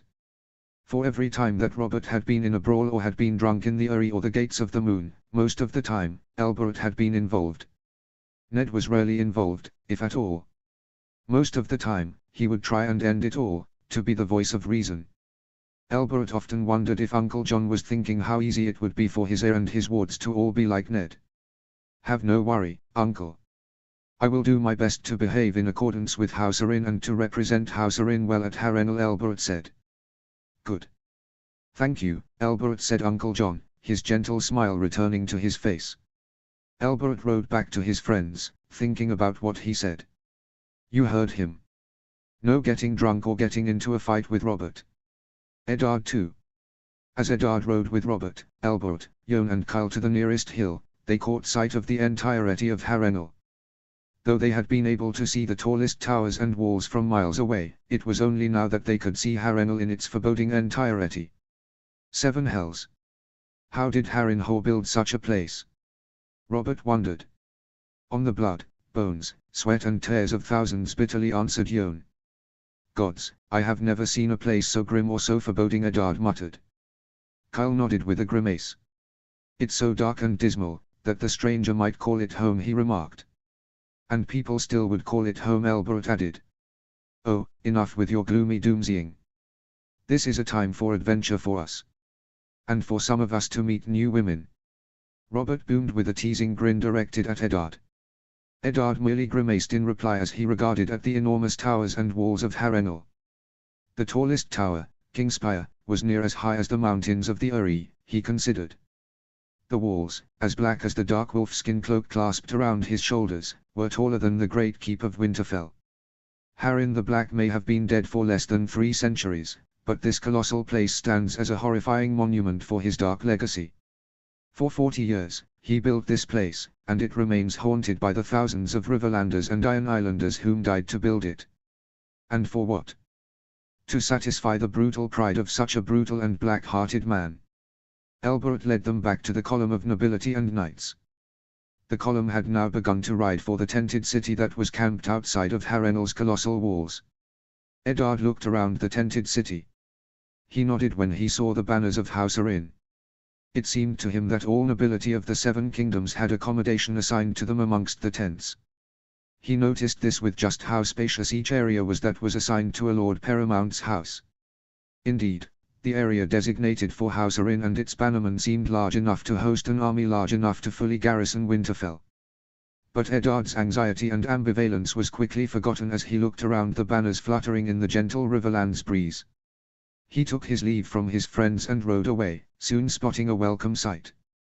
He beamed at the sight of the banners of the nobility of the north. But the banners of mighty House Stark brought a warmness to his heart he hadn't felt in a long time. Eddard rode towards the Stark banners, eager to see Brandon, Lyanna and Benjen for the first time in years. He calmed his horse into a calmed pace as he rode towards the direwolf banners. And as he came within a stone's throw of the nearest banner, he heard a familiar voice loud. "You do that again, brother, and I'll kick you so hard, your balls will fly through your nostrils." "Yes, That sounds like Lionel. No need to ask which brother of her she is referring to, Eddard thought grimly as he rode towards the Stark encampment. And sure enough, he saw a girl taller than most girls at her age. She was certainly taller than the young ladies of the Vale he had been unfortunate to have made the acquaintance of. Her hair was dark brown, just like Eddard's. And her face was wildly glaring at someone inside a pavilion of stark colors. But she turned around, seemingly noticing someone riding towards her. Neddy. Eddard allowed himself a slight smile as he climbed down from his horse. Even though he felt elation at seeing his siblings for the first time in a long time, he was unable to physically show his emotions as others would. "Brother," she exclaimed as she ran towards him. Eddard blushed as she embraced him, tightly hugging him as he dismounted from his horse. "Lionel. How are you?" he asked shyly. "So happy to see you again, even if you look as grim and dour as always," she replied. So many had commented that Eddard's natural expression was that of a hard, grim and brooding expression. It had gotten to the point that Eddard did not try and argue it, especially with people he did not know. Not that he would even reply in speech, for Eddard's preferred being quiet to speaking with those he had never met. Well, who could this be? Eddard turned from Lionel to see Brandon and Benjen. Benjen had grown since the last he had seen of him. He was taller, nearing the same height as Lionel at the age of 3 and 10. And he had a beaming and broad smile on his face as he caught sight of Eddard. And then there was Brandon. As tall, handsome and dashing as ever, Eddard decided when he faced Eddard. At 9 and 10, he was 6.5 feet tall, with arms, legs and a chest thick with muscle. His long and brown hair was wild and reaching past his shoulders. And a dastardly grin on his handsome face, which, as Eddard remembered, made many a maiden lose her resolve to him. "Ned. Little brother. Gods, you've grown big, strong and handsome," said Brandon before he ran at Eddard. Eddard allowed himself a small smile as he embraced him. "But our sister is right, you do not smile, Ned." "Why is that? Aren't there any beautiful women in the Uri?" "There are. They just would never show any interest in me." Benjen approached. "Ned. Gods, it's been so long. Are you coming home after the tourney?" asked Benjen. "No, not yet, brother. Not until Father and Jonarin say so," replied Eddard. Robert II. Robert awoke and smiled at seeing the servants prepare roasted lamb and toast for breakfast. "Gods, I love the smell of roasted meat in the morning. It wakes me up and gives me the energy I need for the day." He noticed Stannis get out of his own bed. "I'll need energy to put up with Stannis and his dour nature. I just don't understand my own brother. I know that he was there when Mother and Father drowned and I was not. But Ned, even in his grim and brooding nature and his unbreakable honor, he has the sense to smile and laugh every once in a while. I wish to see Stannis smile, just once. Or even laugh. Or is that too much to ask for?" Robert had decided to eat his breakfast and then to make his way to the northern encampment. To meet Ned's siblings. But most importantly of all, to meet Lyanna. She was his future lady wife. And he wanted to make the best first impression for her. "Good morning, Stannis," Robert greeted. Stannis turned from his tent and nodded in Robert's direction. "And to you," he replied dully. Robert rolled his eyes at Stannis' resolute nature. Ever since he had joined him here at the Stormlands encampment, he had hoped to see Stannis matured and a happier man. But instead, he saw no difference between when he last saw him to now. How does he expect to fulfill any duties to House Baratheon if he were to be like this all of the time? Robert ate a quick breakfast and took his horse and rode to the northern encampment. It was easy to find. He had followed the directions Ned had taken the day before to find the Stark pavilions. And sure enough, he recognized the banners of the proud House Stark of Winterfell fluttering in Harrenhal's breeze. He slowed his horse's pace to a gentle trot as he continued to the Stark tent. It wasn't long before he could see Ned. He saw him sit around a campfire, where servants were passing him and 3 others platters of cooked food. The 3 sat with Ned were 2 young men and a young woman. Just from looking at them, Robert deducted whom they were, simply from the stories Ned had told him of his family. The youngest lad was the youngest of the children of Rickard Stark, the Southern Wolf, Benjen Stark. The other lad Brandon, whom seemed to be a more handsome, jollier and taller image of Ned. Gods, if I had been warded with Brandon instead of Ned, we would have gotten drunk, fucked and fought our way across the Vale. But I could never ask any to replace my friendship with Ned. I love Ned. But then he caught sight of the girl. After all the years he had spent hearing stories of her from Ned and from mere gossip and reading letters from Maester Cresson of the betrothal, it felt so surreal. It felt so strange that at last, Robert could put a face to the woman whom he felt destined to be with. Lionel.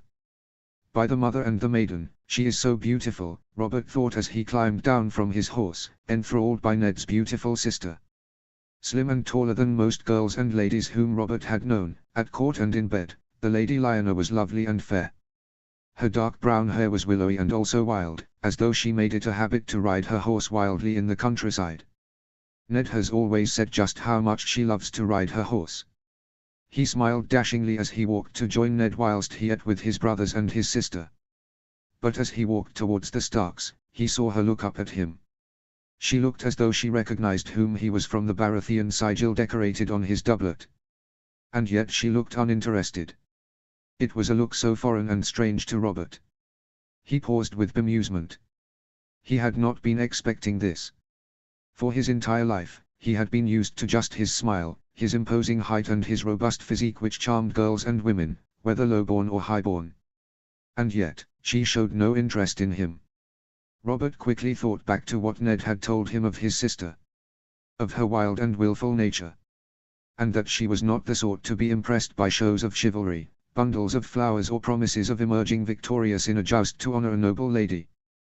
Then how best to impress her? By the time he reached the campfire, Ned had finally noticed him. "Robert," he said with a small smile. "Well, at least someone is happy to see me here." "Ned." "Glad to see you," with a smile on your ever grim face. Robert boomed with a wide grin. "Robert Baratheon. Ned has said how much of a warrior you are. Just by looking at you I can see that." "He spoke no tall tales," said Brandon Stark with a booming voice as he stood up and walked to join them. "And I see you have the look of a warrior yourself," Brandon Stark said Robert before they shook hands. "Very powerful grip," Brandon said admiringly with a grin before patting him on the back. "Ned tells me you favor the warhammer." "I do. For it takes the strongest of men to wield it. And the most skilled of warriors to use it in battle effectively," Robert replied as best he could. Though he might have tried to make petty boasts or over-exaggerate his tales of wielding his hammer, he quickly decided not to. Even Ned looked surprised at his choice of words. And when he made a quick glance at Lionel, she didn't look so uninterested as she had done so before. She simply looked at him as Ned would normally look. With a brooding glance. That's how to win her over. By just being honest. And not being boastful. Then it would be best if I told her of Maya. And it was then that Robert turned to face Benjen. "And you must be Benjen Stark," Robert said with a smile as he turned to him. "I am," he said excitedly as he ran over to shake hands with Robert. Robert smiled, reminding him of Renly when last he saw him. "I wonder if Renly would be like this if I saw him now." "Will you be competing in the jousting or the melee?" excitedly asked Benjen. "Oh, while the melee sounds fun, so does the jousting." "I haven't decided yet," truth be told, Robert replied. In the company of his friends, he would have said that he had no need to prove his strength with his hammer. But again, he did not want to appear boastful or arrogant to his future lady wife. Satisfied, Benjen sat back down. It was then that he turned to Lionel. "And you must be the Lady Lionel." "I am, Lord Baratheon," she said. Robert noticed how she smiled. It was a forced smile. She extended a hand to him. He took it and gently kissed it. "It is an honor to see in person, my lady, after hearing so many stories and tales of you from Ned's own mouth," he said. "Oh, what stories are they?" asked Brandon. "Quick. Which one do I say?" "Well, the one of putting a pot full of horse shit in the fireplace of the first keep of Winterfell is a personal favorite of mine," Robert replied. At that, all the Stark siblings laughed. Even Lionel allowed herself a giggle. There. A smile. And a laugh. "Whatever doubts she may have about me, I will prove them wrong." Notes. Did Robert make a good first impression? Continue to find out. Chapter 14, The King is in Residence. Summary. How will Roriger's plans change with the king's arrival? And how will it go when Tijet is reunited with his nephew? Notes. See the end of the chapter for notes. Chapter text. Roriger 2. Sat in the chambers provided for he and Elia in the king's spire tower, Roriger turned to see Arthur and Oswell escort Elia, John, Miles, Richard and Arthur's sister Ushura inside. All of the nobility of the realm should be here by now. Which means that we can begin the plans tonight. And if not tonight, then tomorrow. With father no longer sat on the Iron Throne, then it will be easier. With I as king, then the realm shall be guided to face the true enemy. The Great Other and the army of the dead. Once Elia gives birth to an Egon and then to a Visenya, then the realm shall be ready to face the army of the dead. And with the prince that was promised leading them into battle. Good day. Are they all here? Asked Roriger. They are, Roriger. My brother says that Harrenhal has not been this full of people ever since the Great Council over a century ago, Oswell commented. Indeed, Roriger. Banners from across the realm are here. Including the north? Asked Roriger. Yes. All of the nobility of the north, Roriger. There is even a small delegation from the Iron Islands, said John. The Iron Islands. The astonishment was shared across the room at John's answer. Since when have the Iron Islands ever given a damn for the goings-on in the mainland? It is true that Quavian Greyjoy led the Iron Fleet in service of the crown against Maelys the Monstrous at the Stepstones, but that was in times of war. That seems to be the only time when the Greyjoys ever amount to any use. But why do they come here? Now. The Greyjoys are here. The invitation extended to them was merely protocol. I never expected those barbaric pirates to be interested in affairs of the Seven Kingdoms, said Miles. No, they definitely here, Miles John confirmed with a nod. Whom of the Iron Islands is here, John? Asked Elia. Roriger paid close attention to his answer. For he knew it could not be Quavian Greyjoy. Else he would have known. If not the old Kraken, then whom is here in his stead? Quavian Greyjoy's heir, Harlon Greyjoy. And with him are the young lords Roderick Harlaw, Baelor Blacktide, Gorold Goodbrother, Swain Botley and Vicken Sunderly. What is there to know about Harlon Greyjoy? Asked Arthur's sister. He is a renowned warrior and sailor. Has taken dozens of pirate ships across the 14 seas. He is wed to Alanis Harlaw and has a son and a daughter, called Theon and Asher. But, interestingly enough, it is rumored that he shares his father's beliefs in ending the old Ironborn way of life and bringing civilization to them. Interesting. If that is what both Quavian and Harlon Greyjoy want, then that can be arranged for. Yes, they may yet prove useful allies. Should they help in overthrowing father, they can make themselves useful in dealing with the likes of the pirates of the Stepstones. And the other houses? Asked Roriger. Brandon Stark, heir to Winterfell. Tijet Lannister, Tywin's brother. Jon Arryn. Hoster Tully. Mace Tyrell. And Prince Oberyn Martell, said Richard. Then all Lord Paramount houses are in attendance. We at last have a chance then. Of removing father. All eyes in the room turned to the door when the ears of the room were pricked by an urgent knocking. Whom is it? Asked Elia. It is Miria, Elia. You must open. It is urgent. Arthur opened the door for Elia's lady-in-waiting. Roriger felt his heart drummed a beat faster than usual as he worried what she meant by urgent. What is going on? Elia asked with worry. He is here. The king. What in the seven hells? What the fuck is he doing here? Does he know? Roriger trembled in his seat as all turned to him. All panicking just as he was. He can't know. We have taken every precaution, said John. He doesn't need to know anything for certain. His paranoia tells him all he wants to hear. As does Varys' reports, said Arthur. You said he has come, Lady Miria. Whom has he come with? Asked Richard. A whole entourage of servants, soldiers and courtiers. Sir Barristan Selmy. Lord Commander Hightower. He also has Tywin Lannister's son with him, Sir Jaime, she replied. But he has showed no sign of demanding anyone's arrest, asked Elia. He has not, she confirmed. Then there is a chance that he does not know. So long as we do not act, we have nothing to fear, said Miles. Maybe not, but that doesn't mean we can afford to back out now. We have worked too hard to make it this far. And with all the nobility of the realm, we shall never again get this chance, said John. He's right, Roriger. This may be a better chance to gain the support of the nobility of the Seven Kingdoms to our cause, said Elia. What do you mean? Asked Roriger. Once they all see their king and see what isolation has done to him since Duskendale and what sort of a man he can be, seeing enemies and traitors in every shadow and calling himself a dragon randomly, they will see him for what he truly is. And put their backing behind a king worthy of his crown, she explained. Tijet too. He stood at the edge of the Westerland's nobility who had come to attend the tourney. Tijet had never been to Harrenhal in person, for he had only seen it from a distance away on the few occasions he had travelled to the Crown Lands. First to celebrate Tywin's wedding to his beloved Joanna. And, more recently, when he and Kevan led the Lannister army to Duskendale on Tywin's command. But now that he was here, he couldn't help but admire the great, but dark legacy left behind by Harren the Black and the thousands who died to build his castle. This place must be the largest place in Westeros that wasn't either built on a hill or a mountain or in a mountain as Casterly Rock was. But as he looked up and down at the walls, he raised a brow. As often when he was visiting somewhere new, he would look around to see what it would take to capture it in a siege.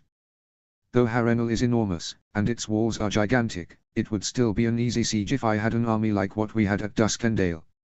All one would need would be to distract the garrison with a large force at one of their gates whilst the rest formed at another gate, further away, and then break inside. Stood with the Westerland's nobility, it wasn't long before the royal entourage had arrived. From his times in King's Landing, Tijet recognized several courtiers, dignitaries and nobles. He nodded when he saw Barristan Selmy of the King's Guard riding alongside a wheelhouse decorated with the three-headed dragon of House Targaryen. But Tijet smiled when he saw him. Jaime was riding not too far behind Barristan the Bold. He did not look any worse for wear as Tywin had feared. If all goes according to plan here, and Roriger removes his father as Tywin suspects, then Jaime will soon return home with me to Casterly Rock, as heir to House Lannister. But on another look, Tijet noticed something. On a second glance at Jaime, he realized something about what he was wearing. He wore only a chainmail hauberk. But the chainmail in question was the same color as the chainmail worn by the King's Guard. Aerys does intend to fill Harlan Grandison's post with Jaime, does he? He cannot do that. He may be mad, but even he is not that stupid. Tijet returned to his pavilion, where he was already in the middle of writing a letter to send to Tywin. He sat down and picked up his quill and the parchment. He was about to dip the quill into the ink pot. But then he stopped. He returned the quill and parchment back to where they were. Not yet. I need to see Jaime first. I need to speak to him and learn why he is here. And if my suspicions are just mere paranoia. Tijet left the Westerland's encampment and made his way inside Harrenhal itself. Rather than just nobles from across the realm, Tijet saw soldiers, knights, servants and merchants in the hundreds, if not thousands. What a time to be here. When all the realm seems to in just one place. Tijet made his way to the Hall of 100 Hearths. The hall was far larger than the throne room of King's Landing and the throne room of Casterly Rock combined, he concluded as he set foot inside. And there, on the dais, was Aerys. Gods, what did Denys Darklin's imprisonment do to your mind? You look as though you have aged 40 years. And have not seen a barber since then. Or even a servant to trim your nails. Tijet grimaced when he saw how long and ghastly his hair had grown, from his head and his beard. And his fingernails were yellow and as long as a quill. How strange is it to think that Tywin and you used to be dearest friends. Only for your obsession to be better than him got the better of you. As Tijet neared the front of the audience, he found whom he was looking for. Jaime. Tijet boomed at the top of his voice. Whomever Jaime was expecting to see there in the hall, it was certainly not him. Uncle Tijet, he said nervously as Tijet hugged him. But what are you doing here, he asked. Tijet broke from the hug seemingly offended by this question. Ah, is that any way to speak to your beloved uncle, young lion, he asked with a raised brow and a jesting tone. But no, I am here because your father wanted me here to represent House Lannister, Tijet explained. Oh, and it is not to merely defeat every knight with lance and sword, uncle, asked Jaime. For what purpose would that serve? To prove something I have no need to prove. No, I shall leave that for the boys and green knights of today, Tijet replied with certain confidence. But they both turned to Aerys as he began a speech. And I would like to thank our generous host, good Lord Went, for his dedication in launching this, perhaps the greatest tourney the Seven Kingdoms has ever seen, said Aerys with a slight smile, which made Tijet shiver. But, like all others gathered in the hall, he clapped at Aerys' speech. However, as they clapped, Tijet saw how his eyes darted around the nobility gathered, as though desperately searching for threats to him. He stopped in his search for foes, whether true or imaginary, and raised his befooled hand, its yellow nails curved like an Isozi arrow. The applause ceased as he lowered his hand. And yet, the proud and noble Kingsguard are not at full capacity. For ever since the peaceful passing of brave and honorable Sir Harlan of House Grandison, the brave, loyal and true knights of the Kingsguard are unable to do their duty to their king and to House Targaryen. He paused to let that statement be heard, and its meaning understood across the enormous throne room of House Went. Until he gave voice once again. But now, I might rejoice, my lords and ladies, that the Kingsguard are numbered 7 once again. Sir Jaime of House Lannister, step forth. What in the 7 hells? Tijet stared in shock at Aerys before turning to Jaime. Jaime gulped as he turned from Aerys to Tijet and back to Aerys again. Tijet saw the look in his eyes when he turned to Aerys the second time. What has that monster done to him that he fears him so? Jaime inhaled before he walked towards the dais where Aerys, Rhaegar and Walter Went were sat. Sir Gerald Hightower, the White Bull, was stood by Aerys' side. And now that Tijet saw him, he saw him holding a white cloak that the Kingsguard all wore with pride. Do this, Aerys, and you will have made a very dangerous enemy in the Lannisters of Casterly Rock. It is rare that I see such potential in such young knights at the age of 5 and 10. But you, Sir Jaime, are one such knight. And I think it only right that a knight as skilled and diligent as you should be honored with a place in the Kingsguard, an honor befitting to House Lannister. Would you accept this honor? Tijet heard the change in his voice after his mention of House Lannister. The question he asked of Jaime was clearly no offer. It was a threat. And Tijet saw how Jaime's hands shook slightly as he knelt stood before Aerys. I would, your grace, he replied with a nod. Aerys smirked foully before he nodded to the Lord Commander of the Kingsguard. The White Bull stepped towards Jaime with the white cloak. Repeat after me these words. I swear toward the king with all my strength and give my blood for his. I shall take no wife, hold no lands, father no children. I shall guard his secrets, obey his commands, ride at his side and defend his name and honor. As Jaime repeated the words, Sir Gerald clasped the white cloak around his pauldrons. Arise, Sir Jaime of House Lannister, Knight of the Kingsguard, and be greeted by your sworn brothers. Jaime stood up and shook the hands of Sir Gerald before he shook the hands of Arthur Dayne, Oswell Went, Barristan Selmy and Jonnet Hordiari.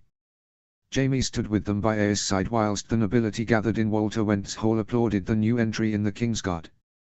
Whilst Tijet clenched his hands into fists, ready to pounce on Aerys, as a lion would tear a tiny lizard to pieces. Lord Went. Aerys asked politely. Thank you, your grace, he said before he turned to face the audience. I would like to welcome all esteemed and honored guests from the 7 kingdoms. And a special welcome to his grace, the king, and the crown prince and crown princess. And now, my king, my prince, my princess, my lords and ladies, let this tourney begin in earnest. Tijet frowned as he clapped lightly whilst the rest of the audience applauded. I must tell Tywin of this. Now. Notes. Rhaegar now must improvise if his plans are going to work. And what will the Lannisters do after being insulted as such? Chapter 15, Courting in Harrenhal. Summary. Robert and Lyanna meet again in Harrenhal. Just how will it go? Notes. See the end of the chapter for notes. Chapter text. Lyanna 2. Lyanna was reluctant to not ride from the encampment and to Harrenhal's gates. If she did so, it would mean she would have to wear her riding leathers, as opposed to the dress she had to wear for appearance sake. She preferred the comfort of wearing riding leathers or even leathers for when practicing archery or even sparring with Brandon. But now, she was making her way to Harrenhal. Alone and without escort or guard. Heading to Harrenhal's great and bustling marketplace. All on invitation by Robert Baratheon. And on the insistence of Neddy and Brandon both. Bran's words still rang in her head when she felt the temptation to avoid him as much as possible. What could this be? A way to seduce me as Brandon seduces girls? Or does he think some fancy southern dresses and jewelry will win my heart? I shouldn't even be going, Lyanna thought as she left the northern encampment and began to walk inside Harrenhal itself, heading for the marketplace. But she had made a reluctant promise to Neddy. That she would at the very least give Robert a chance. Despite the reputation which followed the young Lord of Storm's End around like a bad smell, she knew just how dear he was to Neddy. So, she walked to the marketplace in Harrenhal itself. As she looked at the place in its entirety, she was stunned. It seemed at first glance to be as large as the winter city of Winterfell. She had even heard it said that because of the tourney and the many nobles invited and gathered at Harrenhal, there was an abundance of merchants to the extent that if a man couldn't buy something in the overflowing marketplace, there was a likelihood that it didn't exist. My lady. Lyanna turned around to see Robert standing by a market stall selling little toys. Strange. I thought that southern knights try to escort ladies to and from places. My lord, good day, she reluctantly greeted through gritted teeth. And to you. I am glad that you accepted my invitation, he replied with a smile. Lyanna instantly noticed how he smiled. It wasn't a charming smile that Brandon or he would attempt when trying to charm women into bed. It was a genuinely happy smile. Truthfully, I was surprised, my lord, she explained as she walked closer to him. Surprised? Why is that? He wondered with a slight frown. Well, I had thought that it was the tradition of the South to escort ladies. Or is that no longer the tradition here? She asked. I'll admit, my lady, the thought did cross my mind, he confessed. But what? She wondered as she stayed quiet to allow him to explain himself. Lyanna was confused. She had felt that she knew exactly what kind of man he was from the stories about him. However, I suspected that a willful and tough lady such as yourself was more than capable of looking after yourself, and that the only one whom should be afraid was the one whom got in your way. Lyanna was surprised by that statement. And she felt it strange when she felt a warm feeling in her cheeks. What in seven hells? Why am I fucking blushing? She finally giggled, unable to contain her amusement by his statement. He joined her with a chuckle. You are kind to say so, my lord. Though I am sorry to disappoint you. I am hardly a warrior in comparison to Nymeria of Nysar, Jonquil Dark, Rhaenys or Visenya Targaryen, she replied. No, don't say that. For they were all grown women at the time of their days of glory.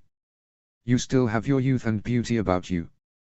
It won't be long, I am sure, before you are fighting in melees and jousts and embarrassing your brothers with your skill in sword and lance, he boomed with a smile. She giggled once again. He may be charming. He may be making me laugh. But I am not going to be bedded by him. I am just giving him a chance because of Neddy. So, what brings you here, my lord? She asked. First of all, my lady, might I call you Lyanna? And that you call me Robert, he asked. Lyanna paused, wondering how best to progress with this. On the one hand, she didn't want him to think that there was any chance that they would be wed. But on the other, she still was giving him the benefit of the doubt. We may, Robert, she replied. He smiled at that before he turned to the store, which she noticed was for children toys. He isn't doing what I think he is trying to do. Seduce me by buying me a little girl's doll, she thought with a quick roll of her eyes. I am sure that you are aware that I am already a father with a daughter out of wedlock, he wondered. I was aware, she replied honestly with a nod. Well, I want there to be no secrets between us, my lady. It is true. Her name is Maya Stone. She will turn 2 in a few moons from now. And I was hoping to buy her a few dolls and toys for her name a day, he replied with a loving smile. He clearly loves his base-born daughter. Well, at least he isn't afraid to own up to it. And is willing to take responsibility for her. Lyanna nodded, wondering where this could be going. And I was hoping you could help me choose the best ones to get her. I want only the best for beautiful little Maya, he said. What makes you think I am the best one to ask? I never played with dolls as a girl. I played with toy direwolves and wooden swords when I was growing up. Well, how about these two dolls here, she offered, pointing at two female dolls. One was a doll of a lady wearing a yellow and green dress. And the other was also a lady but dressed in armor and wielding a sword and shield. The lady doll can be good Queen Alysanne and the other can be Rhaenys Targaryen, Lyanna suggested. Robert beamed at the recommendation. And he paid a few silver stags to the vendor and took the two dolls. My thanks, Lyanna, he said. You are welcome, Robert, she replied with a smile. She was surprised. For the smile was not forced. It was genuine. Might I walk with you back to the northern encampment, he offered with his arm extended. Thank you, I would like that, she replied, holding his hand. Robert beamed at that, and Lyanna felt surprised at walking with him. He may be charming. But how many more Maya stones are there in the world? How many would there be when we are wed? But as they left Harrenhal's towering walls and neared the northern encampment, Lyanna's ears picked up the shouts and screams of young men. She turned around, taking Robert with her. And she glared as she caught sight of one of Father's bannermen being beaten. She recognized Howland Reed, lying on the ground, being kicked and beaten by three men the same age as he. He wasn't even offering any resistance, only covering his face with his hands as his aggressors kicked at him and laughed at him. Fucking cowards. Leave him be. Lyanna snapped. She ran towards them. Get away from him, you fucking cowards, she yelled. The three thugs turned to her. Lyanna saw them wear tabards, decorated with the sigils of southern houses. One of a pitchfork, the second of a porcupine and the third of twin towers. Get back, whore, one of them snapped cruelly as they now ignored Howland and faced her. What did you just call her? In the commotion, Lyanna had forgotten that Robert was even there. Without hesitation, he charged straight for the three squires. Lyanna picked up a nearby stick and charged at them. She swung the stick at the three. The blow struck him in the face. He screamed as blood and teeth spilled from his face. You fucking bitch. Bastard whore, he screamed as he reached for her dress. She yelped as he grabbed her shoulder. Only for a large fist to strike him in the face.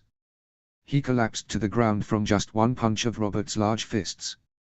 Lyanna turned to Robert, whom had already knocked out the squire with the pitchfork sigil. But the one of a porcupine unsheathed a dagger. He's got a dagger, she screamed, pointing behind Robert. Robert turned around to face him. He sliced his dagger at Robert.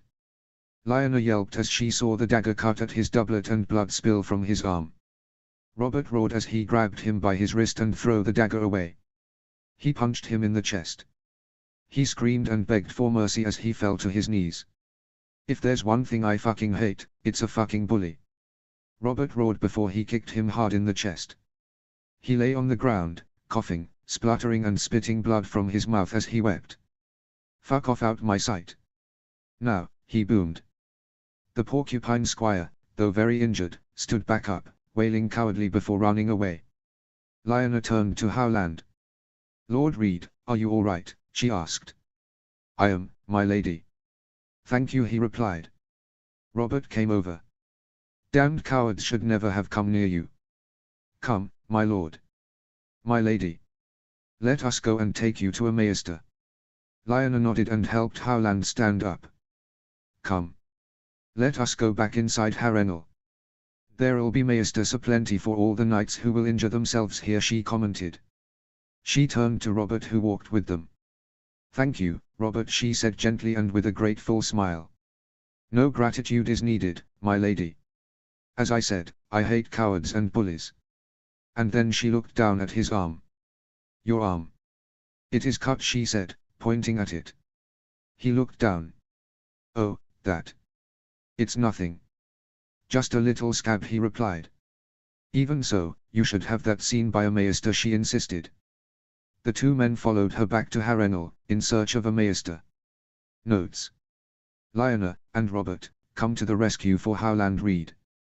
Again, Robert is proving himself to be full of surprises. Chapter 16, The Wolf and the Star. Summary. At a dance, The wild wolf sees the quiet wolf shy away at seeing the maid with the laughing purple eyes. Notes. See the end of the chapter for notes. Chapter text. Elia 2.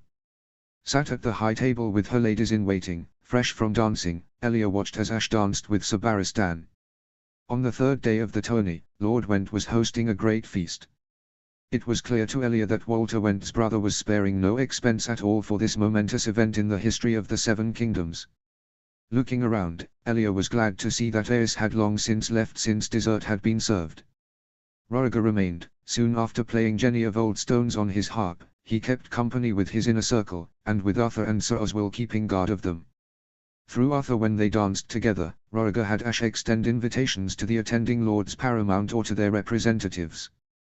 Watching Ash dance with Uncle Lewin's kindly and chivalrous sworn brother, Elia felt happy for her best friend.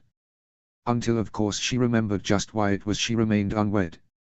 For ever since the day in which she had lost her maidenhead in the Water Gardens, and the odious and unpleasant Lord Artoris Dane had discovered it, she was effectively disowned and unofficially exiled from Starfall. Though he lay on his deathbed, Ash remained unwed, for she saw no point. When men were entranced only by her, whether it was her unworldly beauty, her haunting violet eyes, her shining raven black hair, her voluptuous breasts or her ample rear, Ash was disillusioned by men who wanted her only for her beauty. Especially after numerous attempts to find a husband in King's Landing came to no avail. Elia was upset that her best friend now had no wish to marry or to settle down, and that she had given up on trying to find a man who saw her for what she was and loved her for it. Though Elia did not have that with Roriger, she wanted it for Ash, for Miria and for Lara. And she especially wanted it for Rhaenys and whatever more children she and Roriger had together. As she glanced at Ash dancing, she spotted a young man from a faraway table looking at Ash dancing, as though unable to take his eyes off her. Yet another to fall in love with Ash's incredible beauty. You will have to wait for her to finish dancing with several others, sir. The king still not here, said Lara. Elia turned back to Lara and Miria. He is not. But nothing changes. We keep to the plan. So long as the lords paramount back us, then all will be fine. Surely they would back Roriger once they all saw him in person, said Miria. You would think that, but we need assurances from the lords paramount. For they all have their own agendas. I'm sorry to say, but after years spent in King's Landing, I know that every lord paramount wants to advance their own interests above that of the interests of their king or the interests that best serve the realm and all its people, said Elia. And it would be wishful thinking to assume that all lords paramount were honorable and that they would always want to do the right thing. Elia made a cursory glance around the whole of 100 hearths, where every high-born guest in Harrenhal, from petty noble knights to lords paramount, were gathered. All feasting, drinking, dancing and even singing. Whilst Ash was still dancing with Sabaristan, Elia noticed that the young man kept his undivided attention on Ash. After the tourney's end, when will there be such a gathering of all the nobility of the realm? I know for certain that there will always be wealthy lords who will try and surpass what Walter Went achieved here. But it will be many years before such a thing is accomplished. But then she made another glance around the enormous hall which dwarfed the size of the throne room of the Red Keep and the courtroom of the Old Palace combined. She cautiously watched for any whom watched either Roriger, she or lords paramount with interest. Whether they were highborn, lowborn, men, women or children. Elia knew well the game of spycraft that players of the Game of Thrones played. To use people whom none would ever suspect. So long as Aes suspects nothing, then all is well. He may be as mad as Aerion Brightflame, Baelor the Blessed and Rorigil combined, but he does have a cunning in between his bouts of madness and paranoia, Elia thought as she stood with Miria and Lara. We cannot afford to underestimate him. Elia made another glance at where many nobility were dancing. She couldn't see Ash anywhere. Where is she? She was dancing with Sabaristan the last I saw of her. The young man who had been watching her was still sat on his chair. Where is Ash? Asked Elia. Both Miria and Lara looked at the hall. She was there, dancing with Prince Oberyn, said Miria. Oberyn, I love you, brother, but if you tried to seduce Ashura, I will be very angry. Whom has she danced with thus far? Elia wondered as she turned back to Miria and to Lara. Before either could answer, Elia heard a familiar voice behind her. Oberyn, Harlon Greyjoy, Hoster Tully, Tyrell Lannister, Mace Tyrell and Jon Arryn. Gods, that many. Elia turned around with raised brows to face Ash. Gods, you must be tired, Ash, my dear, I am sorry. There is nothing to forgive, Elia. Though I shall need a drink of if I am expected to continue, she replied. Miria quickly passed her a goblet of Dornish red. Elia raised her goblet, at which her friends did the same. Sunspear toasted Elia. Starfall. Blackmont. The Tor. As Elia sipped from her goblet, she looked around the hall. She giggled when she spotted Ash's admirer. He remained sat where he was. And his eyes remained longingly on Ash. Ash, have you danced with that young man over there? He seems to be very taken with you. Ash stood with Elia and glanced at where she was looking. Do you see him? Asked Elia. Yes, I see him, replied Ash before she flashed a smile at her admirer. The admirer blushed as red as a ruby and quickly turned away. He is a bit old to be shy. Adorable, regardless. Why not dance with him? He has been unable to keep his eyes from you for the entire evening. It's been entertaining, Elia suggested. Ashura shook her head as she turned back to Elia. He will just be yet another who admire my beauty but only wish to bed me rather than wed me. I've told you before, Elia, as much as I love you, I just am unsuited to being wed. That's not true. One day you will meet someone you will love and who will love you in return. I know you will. My princess. My lady. Elia and Ash turned around to face Rhaegar's dearest friend. His friend who had never made it a secret of how much he had disapproved of Elia wedding Rhaegar. And who loved Rhaegar more than Elia ever would. Might I have a dance, my lady? He asked through gritted teeth. Of course, my lord, she replied with equal apprehension towards the Lord of Griffin's Roost. Elbert too. There she is, Elbert. The lovely Lady Lysa Tully, said Robert. Elbert stood with Robert, who had just beaten a dozen knights at arm wrestling, turned at where Robert was looking. He nodded when he saw Lysa Tully. Lysa Tully, he thought. She was stood with her elder sister, Catelyn Tully. The two were giggling and chatting amongst themselves. Catelyn Tully was the more beautiful of the two. As well as being taller, with high cheekbones and deep blue eyes. Whereas Lysa Tully was more pretty than beautiful. Her eyes were a lighter shade of blue. A head shorter than her older sister, her auburn hair reached down to her waist in a beautiful braid as opposed to Catelyn's, whose hair was tied in an intricate and fair bun. Both sisters were under the watchful guidance of a man, whom could only be their famed uncle, Sir Brynden the Blackfish. Elbert noticed Lord Hoster was sat with his son and heir, Ed Muir, and pointing at various people around the hall of 100 hearths and talking to him. Catelyn Tully may be the fairer of the two, but Lysa is a pretty and fair lass. Lady Lysa may be a pretty girl, but it is Lady Catelyn who is the more beautiful of the two. Brandon's children with her would be fair Starks indeed, Jon commented as Elbert sat down. Well, whatever you do, LB, make no mention of Lady Catelyn or even glance at her when you meet her, said Kyle. Why that? Asked Jeffrey Mallister. Having seen Jon court various girls until he met and wed his beloved Alysanne, I know for a fact that noble girls will always be jealous of their fairer sisters and get angry when one even makes a sideways glance in the direction of said sister, Kyle explained. Elbert glanced at Jon, whom nodded in agreement. Valid points. But how best to approach her? I cannot act like Robert or Brandon. Not in front of Brynden the Blackfish.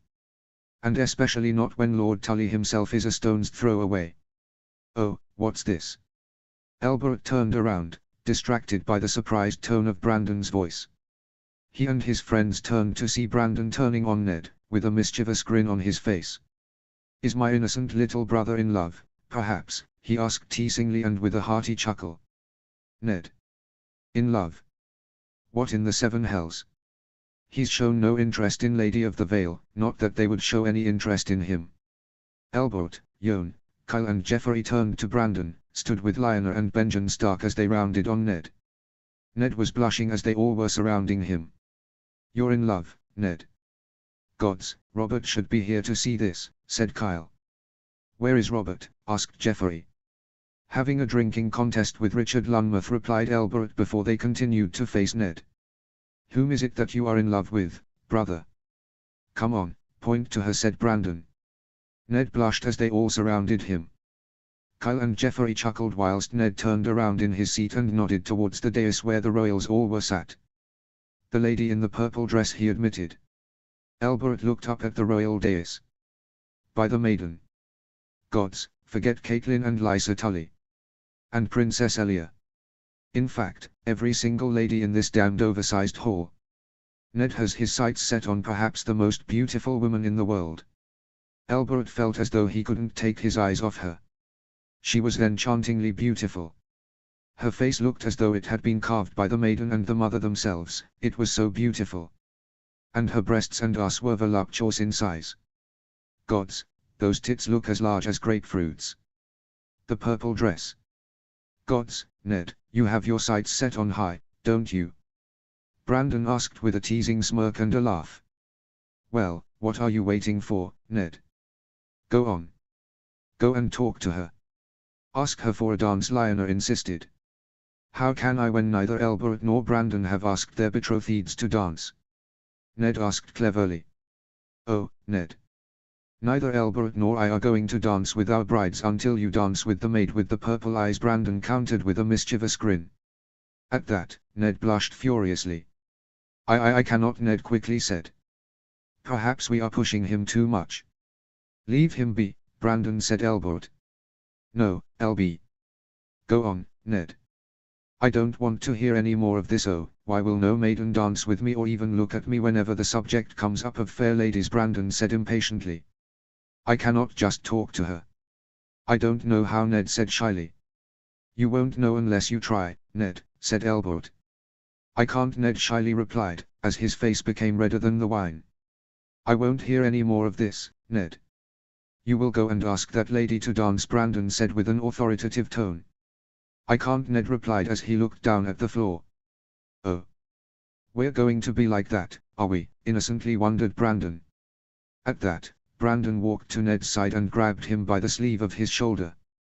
You are coming with me, brother, and you are going to dance with that beautiful lady. I will ask her for you. Notes. Now Brandon is embarrassing his younger brother by dragging him to meet Ashura. Poor Ned. Chapter 17, The Wolf Illuminated in Starlight. Summary. The quiet wolf dances with the maid with the laughing purple eyes. Notes. See the end of the chapter for notes. Chapter text. Ashura 2. Ashura did her best to smile as she danced with John, the Lord of Griffin's Roost, Roriger's best friend and, if Ashura were a gambler, Roriger's first choice of being his hand of the king once he was crowned and sat on the Iron Throne. Her smiles were forced as she danced with the Storm Lord. Her apprehension for Roriger's best friend came from how he would make it no secret for how much he did not respect nor like Elia.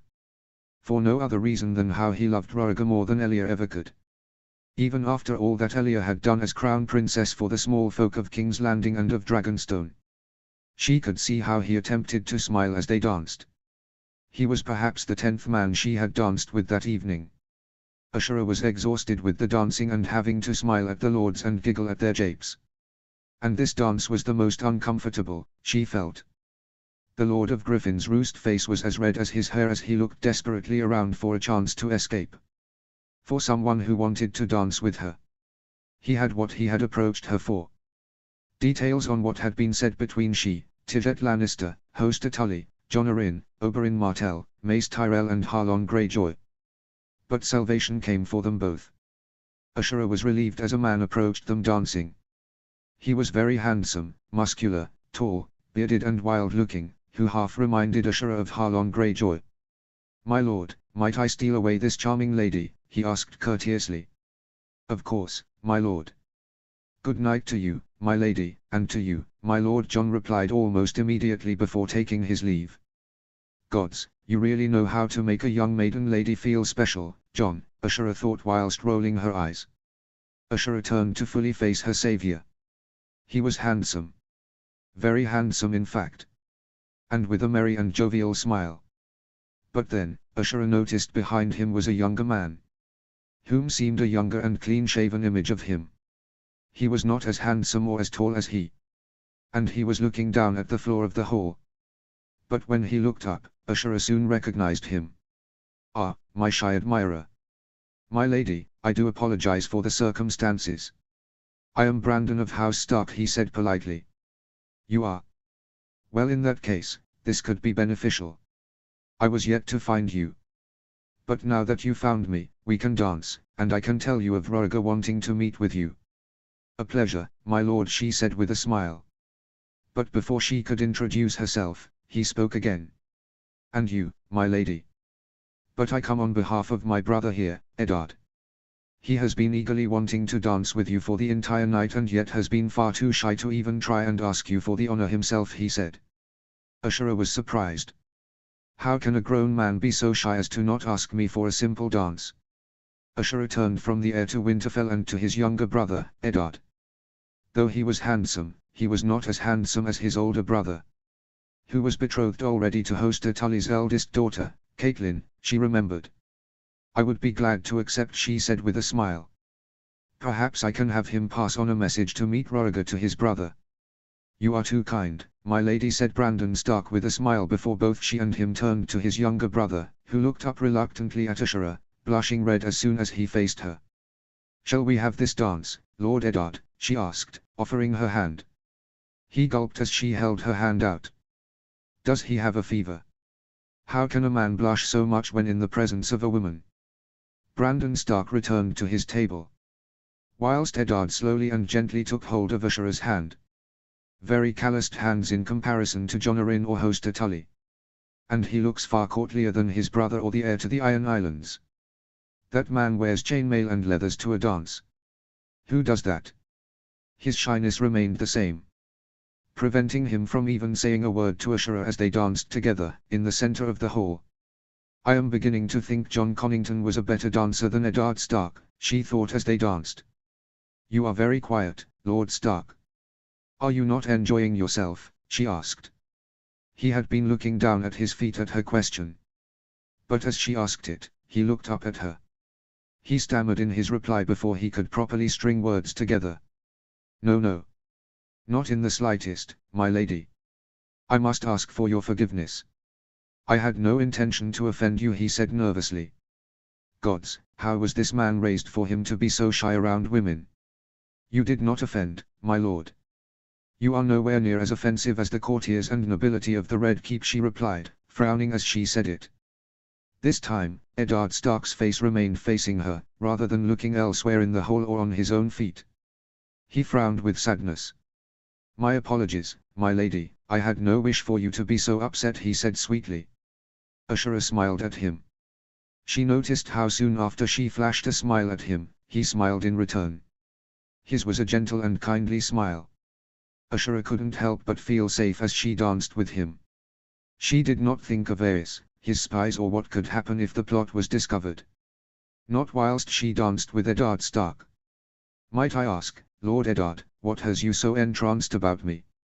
My lady, he asked, blushing red as a ruby as he said it. Do I need to truly say it? Many are entranced to me, Eddard.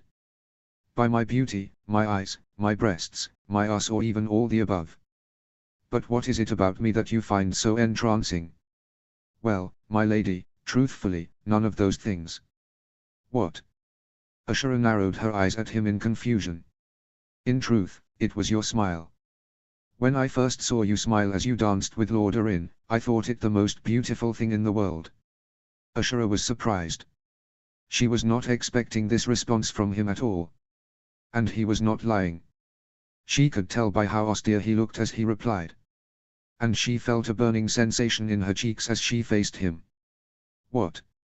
Am I blushing? Notes. Ashura finally manages to coax Ned out of hiding in his shell.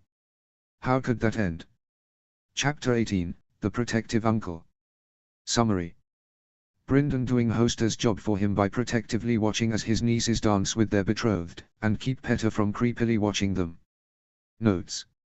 See the end of the chapter for notes. Chapter text. Brynden 2. Stood with Cat and Lysa, Brynden kept a watchful eye on all men, young and older, who sought to dance with either of his nieces. Though he was saddened for Lysa when nearly all of them had chosen to dance with Cat and not with her. Poor Lysa. Elbereth Arryn better be a good man to her. or else he'll soon find my sword preventing him from ever fathering any Arryns. He better live up to the words of his house. And then, came two young men approaching Cat and Lysa. One was 6.5 feet tall and with arms and legs thick with muscle. His eyes were a light shade of grey.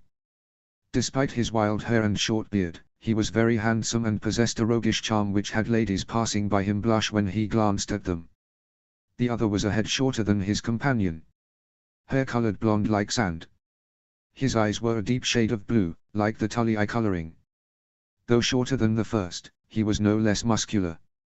His nose was aquiline-shaped, and as he smiled whilst walking with his companion, it made the dimples on his face more visible. So, these are their future grooms. Elbereth Arryn and Brandon Stark. Brynden turned to Catelyn and Lysa, who were talking with Hoster's ward, Petter Baelish. Cat. Lysa, said Brynden with a beaming smile. Both girls turned to him. I think I see both your betrothed coming to meet you, he said. Hearing that, both girls looked excitedly as he nodded to the two approaching heirs to Winterfell and the Eyrie. But as they turned to face them, Brynden noticed Petter frown. What is with this boy? Brynden never made it a secret of his dislike of Petter Baelish to Hoster. He knew that his father had saved Hoster's life in the War of the Nine Penny Kings.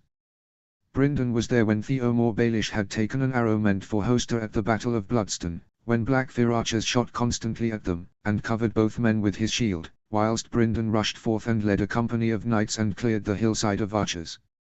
In thanks, Hoster agreed to foster his only son at Riverrun. But in the years since his first arrival in Riverrun, Brynden had made it no secret how he did not like his brother's ward. For how much time he spent with his nieces as opposed to Edmure or other boys his own age. And how he seemingly did all that he could to spend time with Cat. Whilst having Lysa do his bidding, whatever he asked, whilst she looked lovingly at him and would do what he asked of her without question. You better not try anything stupid, Baelish. Or what is it that Edmure calls you? Little finger, that's it. Try anything untoward to my nieces, and you will be lacking in all your fingers. Including the one between your legs. Brynden turned around to face Hoster. Again, he was busily talking with Edmure. Telling him of the faces around the whole of 100 hearths, including those of his went cousins. Perhaps it would be best for you, little finger, to spend some time with your foster father. You may yet learn something of stewardship. If not of a reminder of what your place is. As his two nieces looked each other, trying to spot any flaws with each other, Brynden turned to Petter. He looked as though he was about to walk to their side. And try and gain their attention. But Brynden grabbed him by his shoulder. As for you, Petter, why don't you go with Edmure and Hoster and learn from my brother, he asked with a polite smile. But I was going to stay here and keep watch of Stark and Arryn, sir. To make sure they behaved honorably, he replied smartly. Did you think I was standing here for ceremony, boy? Brynden asked with a raised brow. He nodded towards the table with Hoster and Edmure. This time, his smile had turned into a frown. Petter soon understood the meaning behind it. He reluctantly walked back to the table with a huff. And what made you think that Hoster would ever betroth either of his daughters to you? You must, Lady Lysa Tully. It is an honor, my lady. I am Sir Elbereth of House Arryn, said the Arryn boy, who bowed politely and kissed her hand. Brynden beamed when he saw how Lysa blushed at how he kissed her hand. Might I have this dance, my lady, he asked gallantly. You may, my lord, she replied with a giggly smile and a blushing face. Gods, she is so adorable, Brynden thought with a loving smile to Lysa. If only Hoster and Minissa could see this. Whilst Elbereth Arryn had been introducing himself to Lysa, the Stark boy was stood patiently behind him. As Elbereth and Lysa left to join the dance, Brandon Stark walked to Catelyn's side. My lady Catelyn, it is an honor to meet you in person and see that the stories told of you did not do justice to the beauty I see before me. Catelyn blushed as red as a ruby. And the stories told of you, my lord, tell that you are a gallant and handsome young lord, she said. Ah, my lady, you are too kind to say so, he said with a devious smile. More roguish than gallant. Just keep your hands where they should be when you dance, Stark. Or perhaps I'll show you the captivating sights of Harrenhal. Right from the very top of the Kingspire. Truly, they are sights to die for. Caitlin too. Caitlin beamed brightly as she held hands with Brandon. He led the two together to the center of the hall. She smiled when she saw Lysa dancing happily with Elberta. She rarely saw Lysa look so happy. Most of the time, she was upset because of how knights, lords and ladies all showed more interest in she than in Lysa. She did try to invite Lysa to social gatherings with her and other ladies. Lysa did, but she could see that she felt left out when she was shy and quiet at trying to converse with other ladies. Which was why, Caitlin surmised, that she counted Petter as a dear friend. Because he was always willing to spend time with her and he would always be kind to both she and to Caitlin. At least this was what it had been like when they were children. But now, Caitlin oft-times felt uncomfortable with how Petter looked at her. It sometimes reminded her of Walder Free looking at young ladies such as she and Lysa. However, being around Brandon was different. The handsome heir to Winterfell was tall, strong, handsome and gallant. His smiles just made Caitlin feel at ease and comfortable. And as they danced together, Caitlin could imagine herself as Lady of Winterfell one day. She beamed as the troubadours played a lively tune for all the dancers to hear. And Brandon began to spin Caitlin around. She blushed when she saw how he beamed down at her, being 2 heads taller than she. By the maiden, he is so handsome. You look very beautiful this evening, my lady, he said with a dashing smile. Thank you, my lord. And you look especially handsome, she replied with a blush. I just cannot wait to wed him.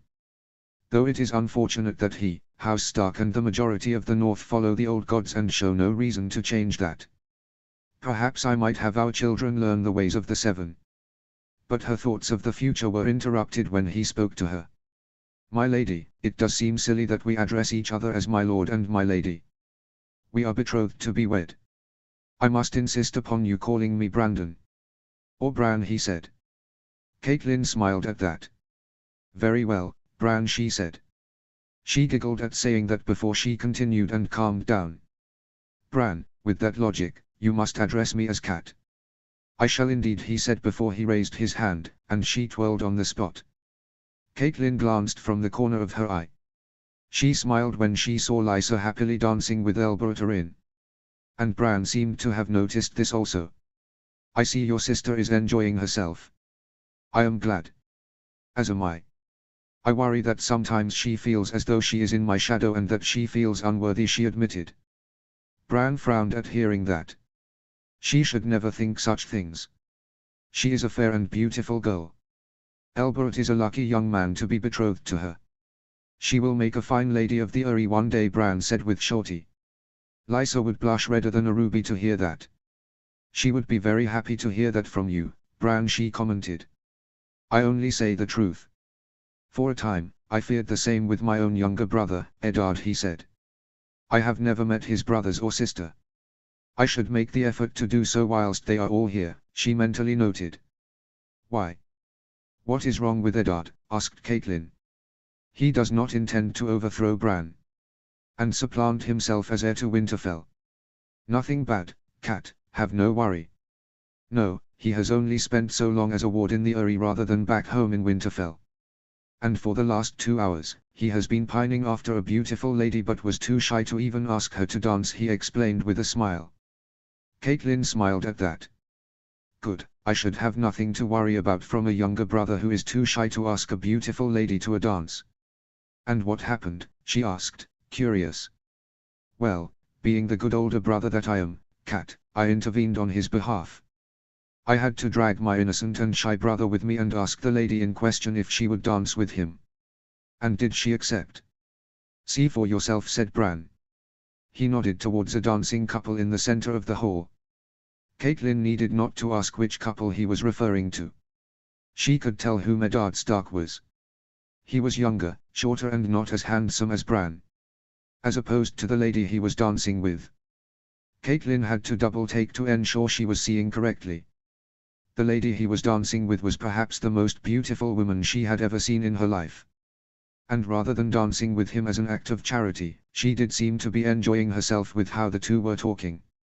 As the song came to an end, the troubadours ceased their playing. Caitlin giggled as Bran bowed and took her hand before kissing it. She blushed as he stood straight to face her. I thank you for this dance, Kat, and I look forward to spending more time with you this tourney, he said. As do I, Bran, she replied. Caitlin began to walk back to Uncle Brynden, Father, Edmure and Petter. As she did so, she saw Elberta kissing Lysa's hand. Lysa was blushing adorably before taking her leave from the heir to the Uri. Caitlin beamed as Lysa began to walk back to their table. Did you enjoy yourself with Elbert, sister? Caitlin asked eagerly. Yes. He is so handsome, Kat. And he was so kind to me, she replied excitedly. Caitlin reached out and pulled her sister in to embrace her. I'm so happy for you, Lysa. Especially to see you so happy. Lysa beamed as they put their arms on each other's shoulders and walked back to the Tully table together. Notes. Having an uncle like the Blackfish watching over you whilst you've got interested suitors coming up to you must terrify the shit out of them. Chapter 19, The Blushing Wolf. Summary. Ned and Ashura continue dancing into the night. Notes. See the end of the chapter for notes. Chapter text. Eddard 3. How did I ever feel this way? I have never felt like this in my life. I feel as though I cannot breathe when she looks at me with those beautiful eyes. And when she doesn't, I just want to stare into those eyes. And when she smiles, I could just stare at her smile all day. Eddard didn't even know her name, and yet he felt this way about her. And yet, ever since they began to dance together, halfway during the troubadours playing of "Oh, Lay My Sweet Lass Down in the Grass," they continued to dance. 4 songs later, they were still dancing. Not that Eddard was complaining. He could never complain. But now, he decided this was the best time to ask her for her name. My lady, I have only just realized that I do not know your name. Her eyes widened at that. Eddard thought that he was seeing things when her sun-kissed cheeks reddened in color.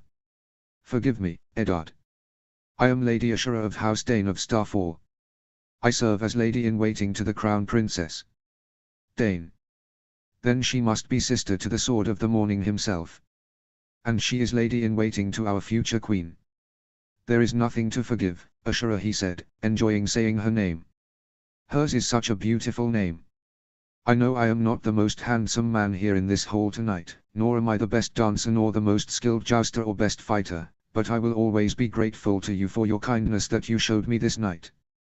I know that I enjoyed myself, but I would hope that you enjoyed it also. No longer shy nor frightened of looking her in the eye, Eddard felt a courage he had no idea that he possessed. But he beamed at how she beamed at him. Gods, that smile just makes my knees feel weak.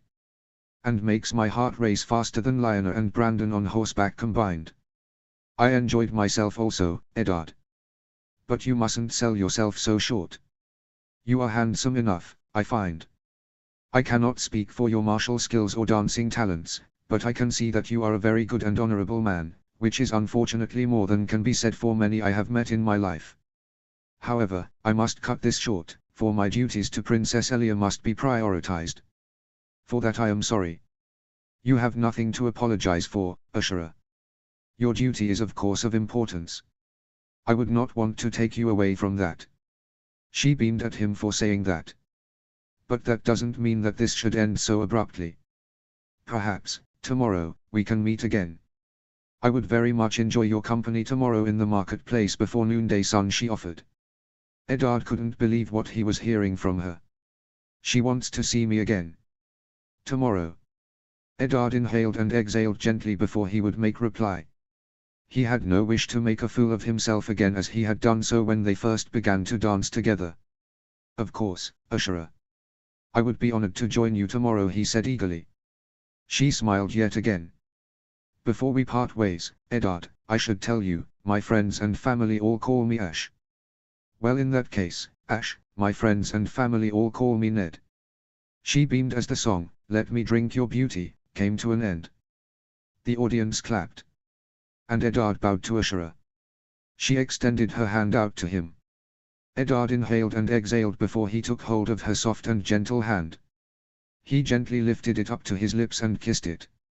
As he let go, he raised himself up and stood straight once again. My thanks for your company tonight, Ash, he said. And thank you for yours, Ned, she replied with a wink. Eddard felt a deep blush as he turned around and faced his siblings. Eddard's beaming smile changed into a grimace as he caught sight of them all grinning and smirking at him. Gods, why now? Tonight, they will make me howl with embarrassment whilst they howl with laughter, he thought with a frown as he returned to his seat. Well, Brandon said dramatically as he sat down whilst resisting the urge to laugh.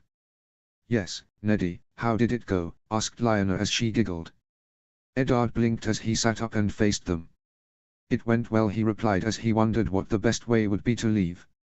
Did you hear that, Lyanna? Benny. Ned says that it went well. I should hope so. You were dancing with her for 5 and 10 minutes if not 20, Brandon commented. So, you see, Ned. There was nothing to be afraid of, said Benjen with a giggle.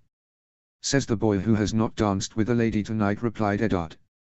Perhaps not, but he has danced with pretty girls in Winterfell, Ned. Which is more than can be said of you. In Winterfell, the Eyrie or here. You have only ever danced with one woman, argued Lyanna. Eddard frowned. Don't be so brooding, Ned. We are all happy for you. Now, do tell us, what is her name? Asked Lyanna. Her name is Ashura Dane. She is lady-in-waiting to Princess Elia, he replied. Ashura Dane. Sister to Arthur Dane himself. And friend and lady-in-waiting to our future queen. Gods, Ned, you have struck gold here, said Brandon before patting him on the back. And what else? Asked Benjen. What do you mean, what else, brother? Asked Eddard. What else did you do? Are you two going to meet up again? He asked eagerly. Both Brandon and Lyanna leaned in, eager to hear the answer to this. Go on. Spill, Brandon demanded with a grin. Fine, yes. We agreed to meet tomorrow, he replied. At that, his brothers and sister laughed and congratulated him. All whilst Eddard was blushing with embarrassment. Ashura 3. Walking to breakfast in the Hall of 100 Hearths, Ashura thought about everything from the night before. From dancing with 11 men. 10 of whom were for gaining information. As well as for delivering messages to certain individuals to meet with Elia's husband. But the 11th and final man she danced with, Ashura was pleasantly surprised. Though the second son of a Lord Paramount, he had no knowledge of the way the Game of Thrones was played in King's Landing. He was sweet, he was kind, and he was honest. All refreshingly so after the last few years spent in the capital as Elia's lady-in-waiting. As Ashura spotted Elia dining with Lara and Miria, she smiled when she saw the empty large space in the enormous hall. Because of which, she couldn't help but beam as she thought back to last night. And her dances with him. With Ned. Throughout that long night, she had danced with 11 men. All were young, middle-aged and old. From knights, petty bannermen, brothers to Lords Paramount and Lords Paramount themselves. Some who were courteous and polite, some whom would drunkenly paw at her dress or whose hands wandered around far too much for their own good. But Ned was different than all of them. Because of how kind and honest he was. How honorable he was at so young an age. How he never once attempted to charm her into bed. How he was clearly a skilled warrior and strong from his calloused hands but treated her with the utmost care. Ashura was glad to have invited him to meet with her in Harrenhal's marketplace. As she walked closer to Elia, Lara and Miria, she soon felt herself impatient for noon and to see Ned again. Gods, how am I feeling this way? Haven't I already gone through this before? Twice Ashura had courted young noblemen in King's Landing, soon after leaving Dawn with Elia, Miria and Lara. Daemon Wentwater. And Ullin Osgry. But both were only interested sharing a bed with her. Afterwards, they referred to her as a Dornish harlot. But she felt certain about this. She felt that Ned evidently nothing like either of them. He was far better mannered and kind than they ever were. And he was honorable to a fault. Ash. Good morning, greeted Miria. Good morning, Ashura replied. Good morning, Ash. Did you sleep well? Asked Elia. I did sleep fine, Ashura said with a nod as a servant came to her side. 2 slices of toast, a sausage and a rasher of bacon, burnt black, please, she said. Of course, milady. And to drink? Just some water. Thank you, she replied. As the servant left to bring Ashura's breakfast, her friends began to talk of last night's activities. "What was last night like for you all?" Ashura asked. "Uneventful. I tried to dance with Paxter Redwine, but he too busy dancing with his betrothed, Mina Tyrell, and drinking with Mace Tyrell than being interested in a dance," replied Lara. "And what of you, Miria?" asked Ashura. "I did dance successfully, with Adamar Brand. He was very handsome." "And is unwed," Miria replied with a proud grin. "And what of our dear Ashura?" "So many men you danced with last night," said Elia with a smirk. "She suspects that I plan to do something with Ned." "Whom did you dance with in the end?" asked Lara. At that, Ashura held up both hands, with all fingers and thumbs down, curled into fists. "Arthur. Sabaristan. Jon Arryn. Hoster Tully. Harlon Greyjoy. Oberyn. Tidget Lannister. Mace Tyrell. And Umriel Celtigar," she replied, before she closed her fists again and then raised her thumb up again. "And Eddard Stark." Elia grinned cheekily as she mentioned Ned. "Is our dear Ashura blushing?" "What? I am. Again." "Oh, she is," Miria said with a grin. They giggled as Ashura turned to the servant returning with her breakfast and a drink. "So, tell us all about him, Ash," Lara asked eagerly. Elia smiled naughtily at what she knew was to unfold. "Well, it all started out with what can only be an embarrassing situation." "What was that?" asked Lara. "Do you recall that young man who was staring at me dancing but too shy to ask me for a dance himself?" she asked. "Yes," Lara replied with a nod. "Well, his brother, in the end, intervened on his behalf, asking me to dance with him because he was too shy still to ask me himself." They giggled at that before she continued. "I didn't think you would be interested in a man too shy to ask you to dance," said Miria. "As we danced, he soon came over his shyness. And was more interested in seeing me smile than seeing me in his bed." "Your smile? Well, we have always known just how dangerous your smile is," Elia commented. "Oh, I know that very well," replied Ashura with a grin. "So, how long did you dance for?" asked Lara. "For a long time. Up to 5 songs, we had danced together. Throughout it all, he was being so kind and so considerate. Never did his hands wander where they shouldn't. And he was treating me so gently as though a glassmaker might gently handle a pane of bejeweled glass." "And where did you leave it, Ash? Are you two meeting again?" eagerly asked Elia. "Yes. We are meeting at midday sun today in the marketplace," Ashura replied. But as she said it, she felt another blush in her cheeks. "Or, not only is she blushing, but she is beaming just from talking about him," Lara said with a giggle. Ashura frowned in annoyance and embarrassment whilst eating her breakfast, and her friends continued to tease her. Notes. So, Ned and Ashura plan to continue to court in Harrenhal. Will Ned make her believe in love again? Chapter 20, Old Flame. Summary. Harlon and Baelor both compete in activities relevant to their respective heritage. Notes. See the end of the chapter for notes. Chapter text. Harlon 2. Whilst some of his companions had decided to take part in the jousting or in the melee, Harlon decided to take part in a game more to his liking. Experienced from playing the finger dance from as young as 10, Harlon was in no doubt to his own skill at axe throwing. And so, he signed his name onto the lists for the axe throwing. Watching the jousting and the melee, in which Baelor and Roderick had taken part in respectively, Harlon thought of whom amongst his brothers would be the most skilled to take part in either of these. Donell is the best with a lance and on horseback. He'd have to be with the way he always brings his beloved horse, Naga, aboard his ship whenever he sails. As for Victorian, he is the most skilled at arms amongst House Greyjoy. Whilst very skilled on horseback and with a lance, there is none as better skilled with an axe and shield in the Iron Islands. Not even the Cleft York could hope to be as skilled as Victorian.